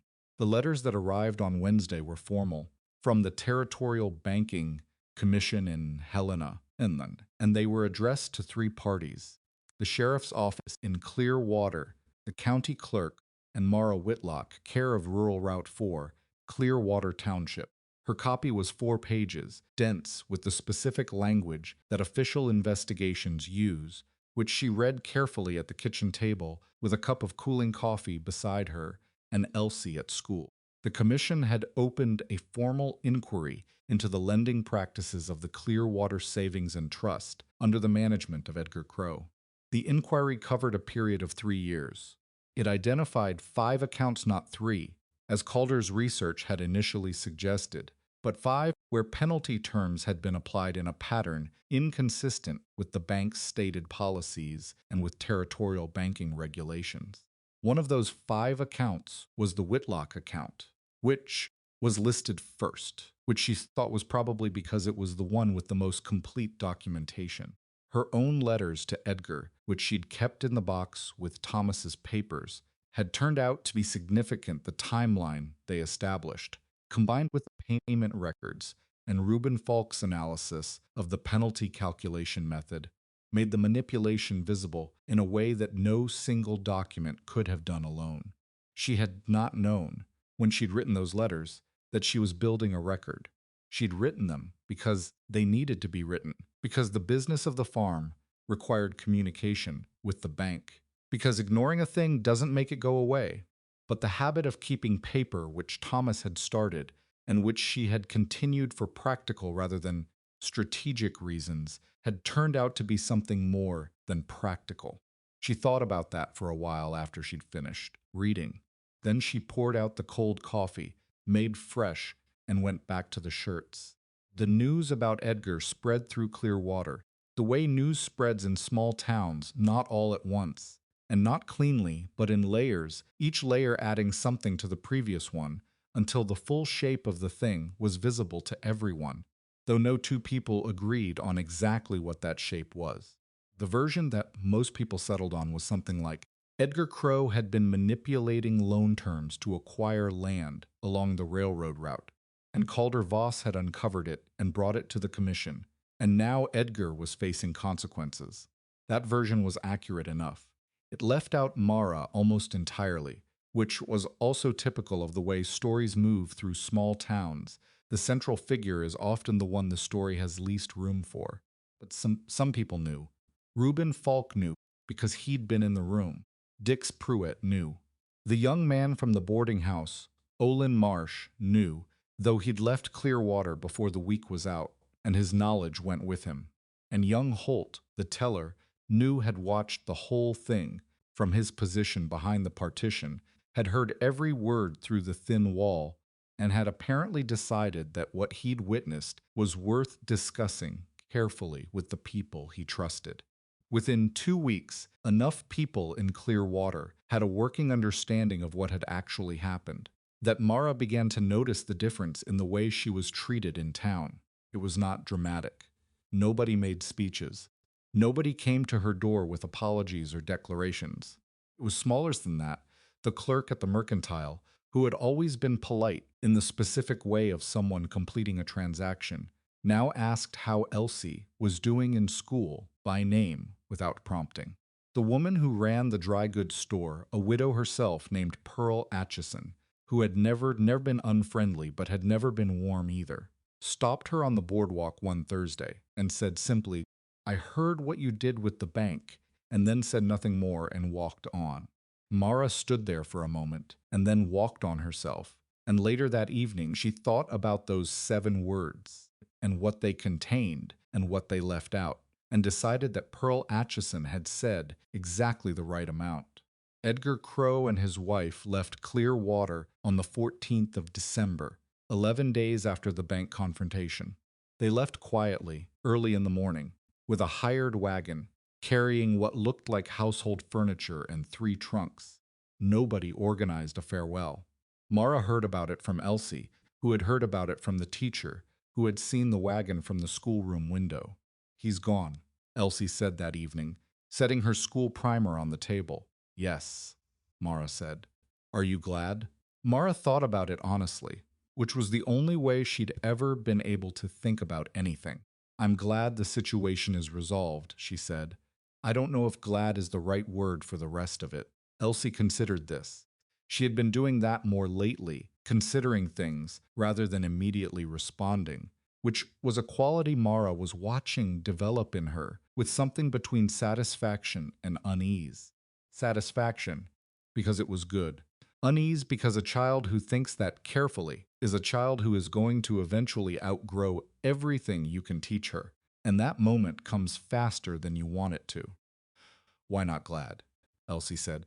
"Because a man built something over 18 months that hurt real families," Mara said, and the fact that he's gone now doesn't undo what he did.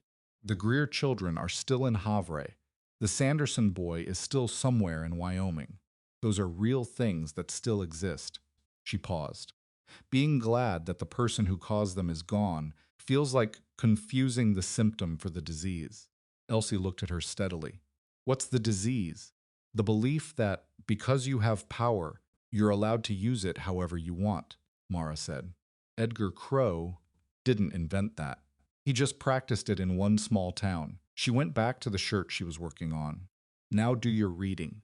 Calder came to the farm the following Tuesday. Not unexpectedly, he'd sent word ahead with one of his men, which she'd appreciated, because it was the kind of courtesy that men in his position often forgot to observe.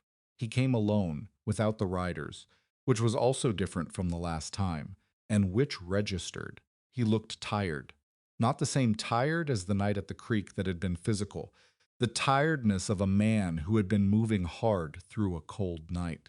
This was the tiredness of several weeks of complicated business, the kind that accumulates not in the body but somewhere behind the eyes. She put coffee on. He sat at the kitchen table in the same chair, which she noticed without commenting on.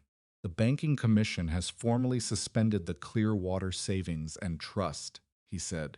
Pending the full audit, no new deposits or withdrawals except for existing obligations. The Territorial Bank has agreed to open a branch here. It'll be operational in February. That's fast, she said. I made some calls, he said. It was said without pride, just as a fact the fact that he could make calls that moved things at that speed. The 5 affected accounts are being reviewed for potential remedy. I don't know yet what form that takes. It'll depend on the audit findings and what the commission decides qualifies for restitution. The Greer family, she said. They're on the list, he said. I've also had my attorney write to the Sandersons. The Wyoming situation is harder. The boy left voluntarily, but the property loss can still be addressed through the audit.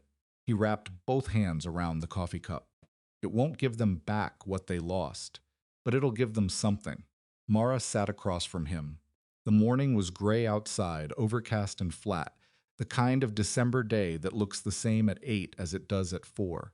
The shirt she'd been working on was folded on the sewing table, 23 down, 17 to go, and she was on schedule, which had required some late nights, but nothing she hadn't managed before.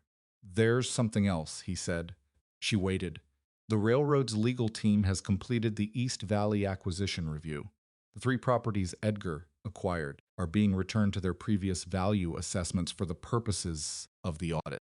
The railroad still needs the land, so they'll purchase directly from whatever parties the audit determines are the rightful or most harmed parties in each case. He looked at the coffee cup. As for your property, the watch rights documentation is filed. The railroad needs year-round water access for the eastern spur, and your creek is the cleanest source in the valley. I want to make you a formal offer. She was listening carefully. Not defensively, she'd had time to think about this moment, to expect something like it. To expect something, and she had done her thinking in advance rather than in the heat of it. I'm not buying the land, he said before she could say anything. And I'm not buying the creek. I'm proposing a water use agreement. The railroad leases the right to draw water from your creek at a fixed rate for 10 years, with renewal options at your discretion. You retain full ownership of the property and the water rights at all times. The railroad gets access. You get a guaranteed income. He named a figure, $600 a year. She kept her expression level, which cost her something. $600 a year was more than she'd made in any single year since Thomas died. It was more than the shirt contract. It was more than the alterations and the garden and the eggs and the honey combined. It was the kind of number that changes the arithmetic of every other decision, the school board letters, the east fence, the rotating garden beds, a coat for Elsie that was sized correctly before she grew out of the measurements. Why, 10 years, she said. The spur takes 12 to 15 years to pay out at projected freight rates, he said. 10 is conservative. I wanted to offer you something that's long enough to be meaningful, but short enough that you're not locked into anything for longer than you might want. And the renewal is at my discretion, entirely. What are the draw limits? She was watching his face to see if the question surprised him. It didn't. I'll have the legal draft to you by end of week, he said. You should have an attorney review it. I don't have an attorney. Reuben Falk has a law background, he said. He doesn't practice formally anymore, but he's more than capable of reviewing a water use contract and telling you if there's anything in it that shouldn't be there. All right, she said. She thought about what Elsie had asked on the boardwalk in town about the difference between help and charity. She thought about it in the context of this conversation, this offer, this man sitting at her kitchen table for the 3rd time in less than 2 weeks. She'd had time to think about him, too, in the 6 days since the bank. More time than she'd intended to give it. Some nights, lying in the dark, listening to the creek. She was not a woman who made that kind of calculation quickly. She had been married young to a man she'd known for 3 years before they decided, And even that had sometimes seemed fast in retrospect. She had not been looking for anything since Thomas died, not because she'd made a decision not to look, but because survival doesn't leave much room for looking, and the looking you don't do in the urgent years becomes a habit. But she was 41 years old, and she was not going to pretend she hadn't noticed things. The way he talked to Elsie, not down to her, not performing patience, but directly, as if the girl's questions deserved real answers, and her observations merited real consideration. The fact that he had come alone today, without the riders, the way he sat at her table without making the space feel owned, which was rarer in men of his position than it should have been. She was not going to do anything about any of that yet. She was also not going to pretend it wasn't there. "There's one more thing," she said. He looked at her. "I want to finish the contract on my own terms," she said. "The shirts. 40 pieces. 6 weeks, the rate we agreed on. I want to complete it without any adjustment to the terms, because of everything else that's happened. I want it to be what it was, a business arrangement that I fulfill." "It is what it was," he said. "I know," she said. "I just wanted to say it."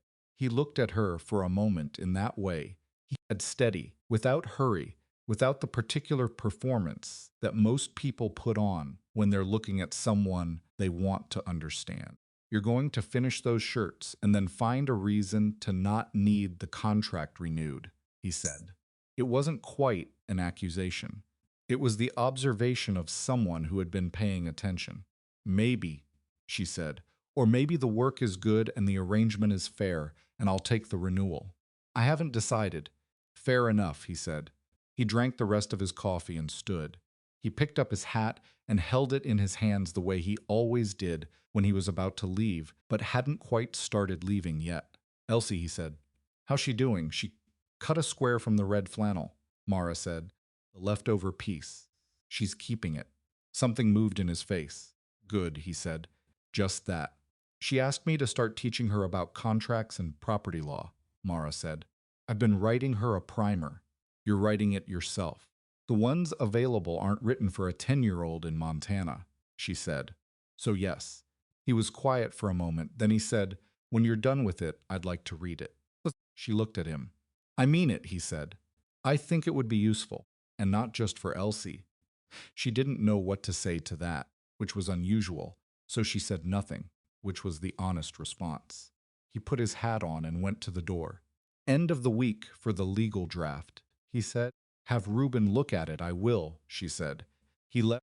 She heard the horse on the frozen ground, the sound of it diminishing toward the road. She stood at the window and watched it for a moment, not because she needed to, but because she was thinking, and she thought better when she had something to look at. Then she went back to the shirts.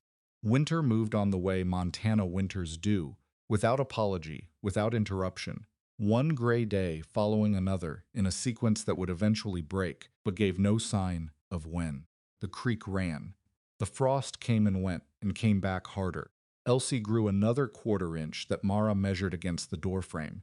In January, the same doorframe Thomas had started using for the same purpose when the girl was 3. The marks went all the way back to a pencil line. Thomas had drawn at knee height, with Elsie's standing up very straight and trying to be taller. Mara added the new mark and stood back and looked at all of them. Reuben Falk reviewed the water use agreement and came back with 4 suggested revisions, all of them specific, and all of them legitimate draw limits tied to seasonal flow measurements. A drought clause that reduced railroad access in low water years without terminating the agreement. A provision requiring advance notice before any infrastructure work within 50 feet of the creek bank. She sent the revisions back through Reuben to the railroad's legal team. The legal team accepted 3 of the 4 and counter-proposed on the 4th, and Reuben and Mara sat at her kitchen table on a Saturday morning, with the document between them, and decided the counter-proposal was acceptable. She signed in February. Calder was not present, which she'd wondered about briefly. The signing was handled through the legal team's local representative, and Reuben and the county recorder. It took less than an hour.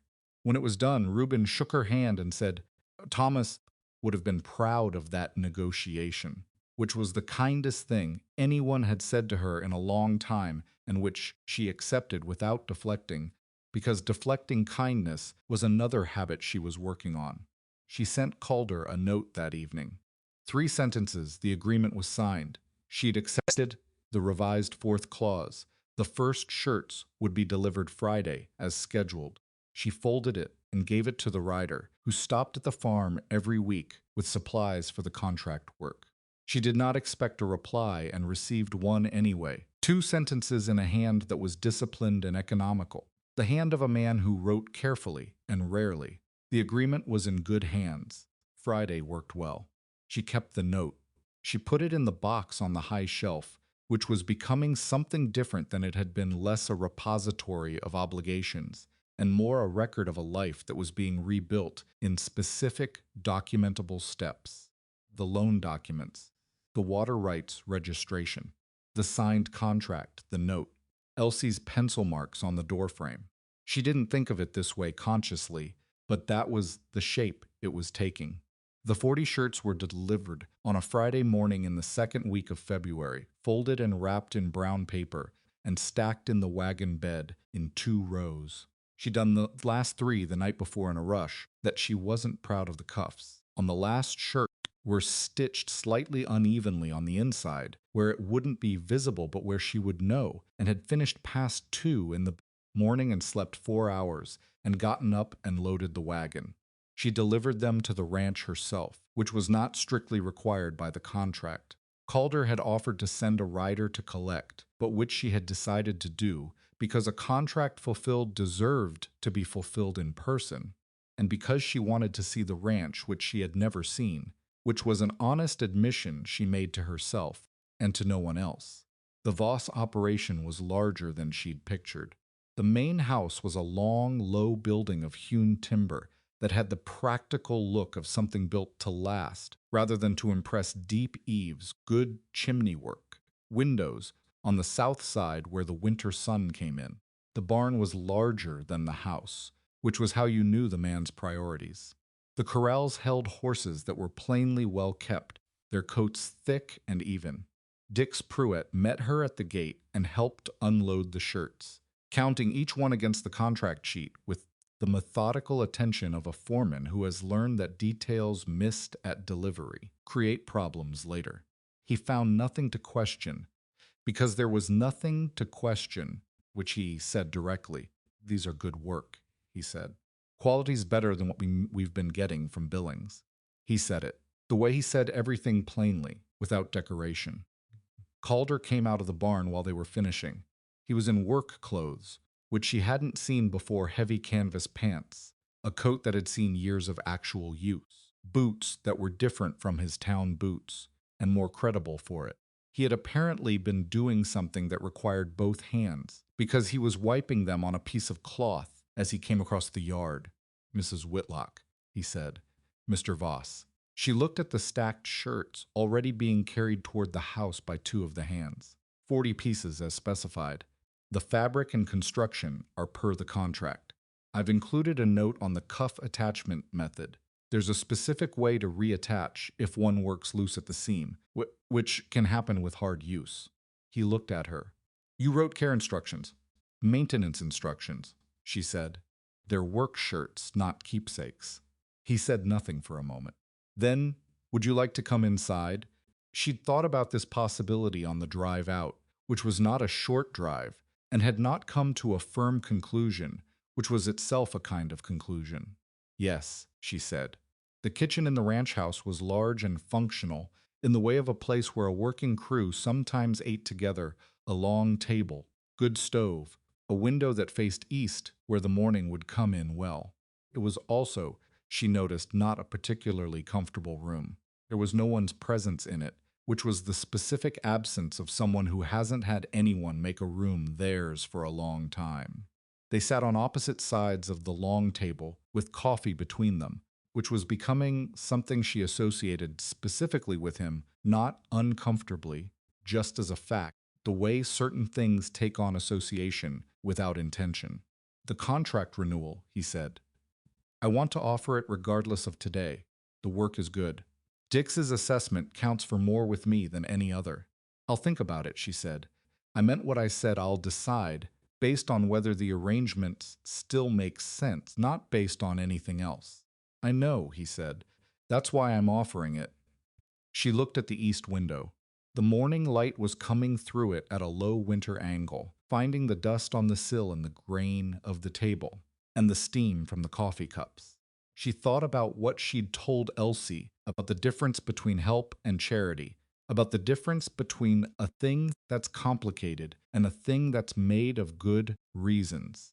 She thought about Thomas, not with grief, exactly. Grief had changed shape over 3 years into something more like understanding, like finally reading the last chapter of a book you'd had to put down for a while, but with the particular clarity that comes when you've been through enough that you can look at the past without flinching. She had loved Thomas. That had been real, and it didn't diminish by having more life after it. I've been writing the primer, she said, for Elsie. Property rights, contract terminology, loan structures. I'm about 30 pages in. He looked at her. 30 pages. She asks a lot of questions, Mara said. So do you, he said. She almost smiled. It's how you learn things. Yes, he said. It is. They talked for an hour. Not about business, or rather, not only about business. He told her about the railroad spur's projected completion date, which was late 1885, if the mountain sections went without major problems, which he didn't think it would, because mountain sections never went without major problems. She told him about the school board letter she'd finally sent and the response she'd received, which had been non-committal in the specific way of an institution that hasn't decided whether it wants to be pushed. He told her about the Greer family, that his attorney had been in contact, and that the audit findings, while not complete, were trending toward a restitution order that would allow them to reclaim a portion of their losses, not the land, which had already been sold, but the financial equivalent. She told him about Elsie's marks on the doorframe. That one stopped him for a moment. He looked at the table. How many marks, he said. 8 years' worth, she said. The first one Thomas drew when she was 3. He was quiet. You should keep that doorframe, he said. If you ever change anything in the house, keep that piece. I know, she said. She left at noon because Samuel needed to be home before the temperature dropped, which happened fast in February in that valley. Calder walked her to the wagon and held Samuel's head while she climbed up, which the mule submitted to with the resigned tolerance he applied to most human contact. The primer, Calder said, looking up at her on the seat. When you're done. I'll send it, she said. Send it in person, he said. She looked at him. He looked back at her. February sun, the thin kind on the yard and the barn and the horses in the corrals. The creek was somewhere behind all of it, invisible from here, running. All right, she said. She clicked Samuel forward. She did not look back, because she was not the type to look back, and because she did not need to. Elsie was home from school when she got back, sitting at the kitchen table with the primer and a page of calculations that were for a school assignment. But that looked, Mara noticed, considerably more complex than anything the school curriculum required. The girl had apparently finished the assignment and then continued on her own, working through something she'd found in one of the 3 books on the shelf above the dry sink, Thomas's old survey manual, which she'd apparently pulled down and started reading on her own initiative. What are you calculating? Mara said, pulling off her coat.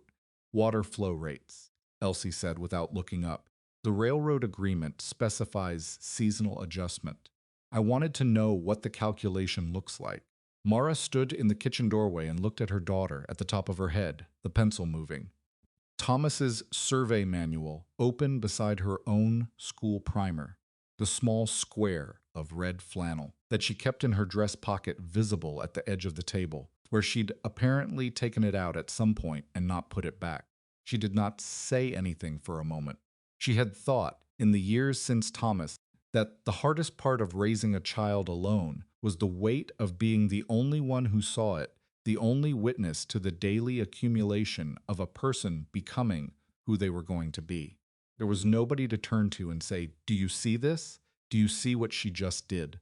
You just kept it yourself, stored it up, became the sole curator of evidence that a specific person was remarkable in specific ways. The formula's on page 12 of the survey manual, she said finally. Top right column. Elsie found it. Her pencil moved. Mara went to start supper. Spring came in the way. It always came to that valley, grudgingly at first. Then all at once, the creek rising, and the ground going soft under it, and the kitchen garden emerging from its frost cover, smoke, with the stubborn determination of things that have been waiting underground for months. Mara planted 2 weeks earlier than she usually did, because the water agreement gave her a financial cushion that meant a bad frost gamble could be absorbed rather than catastrophized. She expanded the garden. She repaired the east fence in April herself with lumber she bought.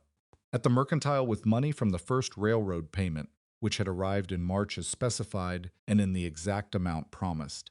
She added 2 new beds, one for the kitchen herbs she'd never had room for before, one for the additional potatoes that would give her something to trade in autumn without dipping into the cash reserve she was now. For the first time since Thomas died, building. She also wrote 37 more pages of the primer. Elsie turned 11 in May. Mara made her a dress from a length of green wool she'd been setting aside since autumn, not red, because the red had been for a specific occasion, and Elsie understood that, and green was its own specific occasion, the occasion of May and 11 years old, and a girl who was growing faster than the doorframe marks could keep up with. Calder came to the farm twice in spring, once about the water infrastructure work. The railroad was beginning along the creek bank. To walk her through what would happen and make sure she was satisfied with the plan, and once about the contract renewal, which she'd decided to accept. Both visits included coffee. Both visits ran long enough that supper became relevant, and on the second one she made enough for 3, which was a decision she made without extensive deliberation, and which Calder accepted without making anything more of it than it was, which was a meal between people who had found, somewhat to their own surprise, that they liked each other's company in the practical, unperformed way of people who have both been through enough to have no interest in performing anything. Elsie ate with them and participated in the conversation fully, the way she did everything directly, with good questions, without performing the childhood that adults sometimes expect children to perform. She asked Calder about the mountain section of the railroad and why it was taking longer than projected. He gave her a thorough answer. She asked a follow-up question that caused him to reconsider something in his answer and revise it, which he did without embarrassment, which Mara noted. After Elsie went to bed, they sat with the remaining coffee and the silence of a house at the end of a long day in late spring, the window open because the evening was mild enough, the creek audible from where they sat at the kitchen table. She's going to need more than clear water can give her, Calder said. I know, Mara said. There's a college in Bozeman. There are others. I know, she said again. He looked at her. The 10-year agreement at the current rate. I know what it adds up to over 10 years, she said. I've run the numbers. If I manage the farm well and she's careful with what I put aside. She paused. It's possible. It wasn't possible before. It is now. She's 10, 11. 11 as of last week, Mara said, which means I have 7 years to make it solid enough that she can go. He was quiet for a moment. And you, he said. After she goes, I'll still have the farm, she said, and the creek, and the work. That's not what I asked. She looked at him across the kitchen table. In the late spring evening, with the window open and the creek running, and Elsie asleep in the next room, with the red square of flannel on her bedside shelf, and Thomas's survey manual on the floor, where she'd been reading it before lights out. She looked at him and considered being evasive, which she decided against because evasion was a habit that belonged to a period of her life when she'd needed to manage resources so carefully that truth was sometimes a luxury. She wasn't in that period anymore. I don't know, she said. I'm still getting used to having enough room to wonder about it. He nodded. He understood that. She could see that he understood it without needing it explained further, which was itself an answer to a question she hadn't asked. He left at 9, which was late for a farm in spring, When 4:30 comes before you're ready for it, she walked him to his horse. The evening was warm enough that she'd come without a coat, and the air smelled like the earth coming back to itself. That specific May smell of water and growth, and something that had been cold for a long time deciding to be warm. "The primer," he said, untying his horse. "You said you'd send it when it was done." "It's not done," she said. "When it is." "When it is," she agreed. He swung up and turned the horse toward the road. She stood in the yard and watched him go, the way she'd watched the wagon, that first night, the way she'd watched the riders on the morning. After the creek, the way she'd watched things move away from her farm for 6 years and registered it as the ordinary motion of a life that was mostly about staying in one place and doing the work. It felt different now, not because she was certain of anything she was not because the future was clear, it wasn't, and she'd learned enough to distrust any version of it that looked too clear. But because she was looking at it without the specific weight she'd been carrying since Thomas. The weight of a situation that was always one bad month away from becoming something she couldn't hold together. The weight was still there, in the way that worry doesn't entirely leave people who have had good reason for it, but it was lighter. It was the weight of a life rather than the weight of a crisis, and there was a difference between those two things that she hadn't been sure she'd ever feel again. She went back inside. She sat at the kitchen table and opened the primer to the last page she'd written, page 67, which ended mid-chapter on water rights documentation, the section she'd been working on for 2 weeks, because Elsie kept asking questions that required her to go back and add more. She picked up her pen. She wrote for an hour in the quiet house, the creek under the window, the spring dark outside. She was not a writer by training, and she knew it. Some of the sentences were clumsy. Some of the sentences and explanations circled their subject longer than they needed to. But she knew the subject, and she knew her audience, and she wrote with the specific directness of someone who does not have time to be anything other than clear. When she stopped, she read back what she'd written and changed 3 sentences and let the rest stand. She looked at the stack of pages beside her on the table. 68 now. It would probably take another 20 or 30 to finish the section on contracts, and then she had the chapter on property survey methods that she'd been putting off, because she was still working her way through Thomas's manual to make sure she had it right. It would be done when it was done. She'd learned, over the years, not to rush the things that needed to be right. She put the cap on the pen and stacked the pages and put them in the box on the high shelf, next to the loan documents and the water rights registration, and the signed contract and the 2-sentence note in a disciplined, economical hand, next to Thomas's homestead filing and as Thomas's letter from the county survey office and the marks on the doorframe that went all the way back to a pencil line at knee height. She reached up and took the box down, and she held it in her hands for a moment, not heavy exactly, but with the specific weight of a thing that has substance. Then she put it back on the shelf. She turned off the lamp and went to check on Elsie. The girl was asleep on her back, same as always, one arm across her face. The red square of flannel was on the shelf above her bed, folded precisely the way Elsie folded, everything corners exactly aligned, no excess. Thomas's survey manual was on the floor, closed, a piece of folded paper sticking out where she'd marked her page. Mara stood in the doorway and looked at her daughter and did the thing she did every night, tried to see both the child she was and the person she was becoming, which was one of the harder tricks of parenthood, holding both versions in your mind at once without losing either one. The person she was becoming was going to need a better education than Clearwater had to offer. She was going to need access to books and people who knew things that Mara didn't know and couldn't teach. She was going to need the kind of room that this valley, for all its beauty, couldn't give a mind that worked the way Elsie's worked. 7 years. Mara had been making impossible things possible for 6 years on less than she had now. She could do a lot with 7 years and enough to work with. She turned off Elsie's lamp and went to bed and lay in the dark listening to the creek, which ran on the same as it always had, not louder. Now that it was contracted and documented and registered, not quieter, not changed in any way that the water itself was aware of, just running. Over the stones Thomas had known, along the bank, Mara had defended with a rifle at 2 in the morning, past the boundary marker that still stood exactly where the county surveyor had placed it, exactly where it was supposed to be. She closed her eyes. In the morning there would be the garden and the shirts and the primer and the fence section on the north side that was going to need attention before the summer got into it.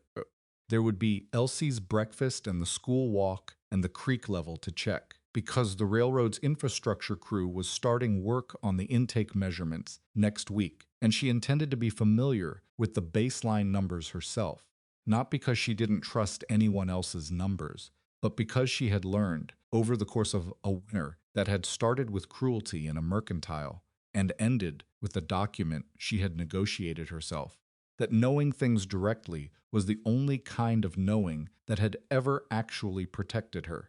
This is what Mara Whitlock believed.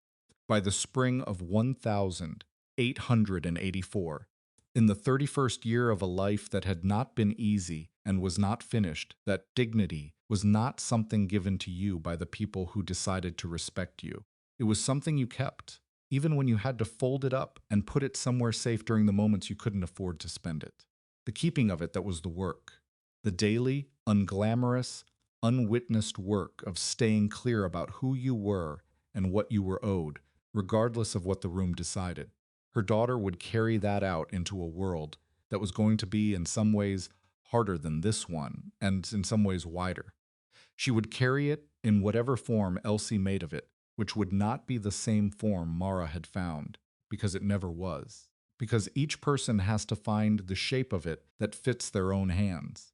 And she would carry in the pocket of whatever dress she wore when she walked into whatever room she walked into a small square of red flannel, not because it was beautiful, though it was, not because it was valuable, though the decision it represented had been, but because it was the color of a morning when she had been 10 years old and someone had tried to make her feel like nothing, and the world had turned out to be more complicated than that, more difficult, more unjust, more full of people willing to use whatever they had against you, and also on the same day, the same hour, in the same town, capable of something else entirely. That was the thing worth keeping. Not the triumph. There was no clean triumph. There never was. But the knowledge that the story wasn't finished when the powerful people decided it was finished. That a woman with a rifle and a needle and a box of paper on a high shelf could change the ending. That the ending was always still being written. And outside, unhurried and unimpressed by any of it, the creek kept running.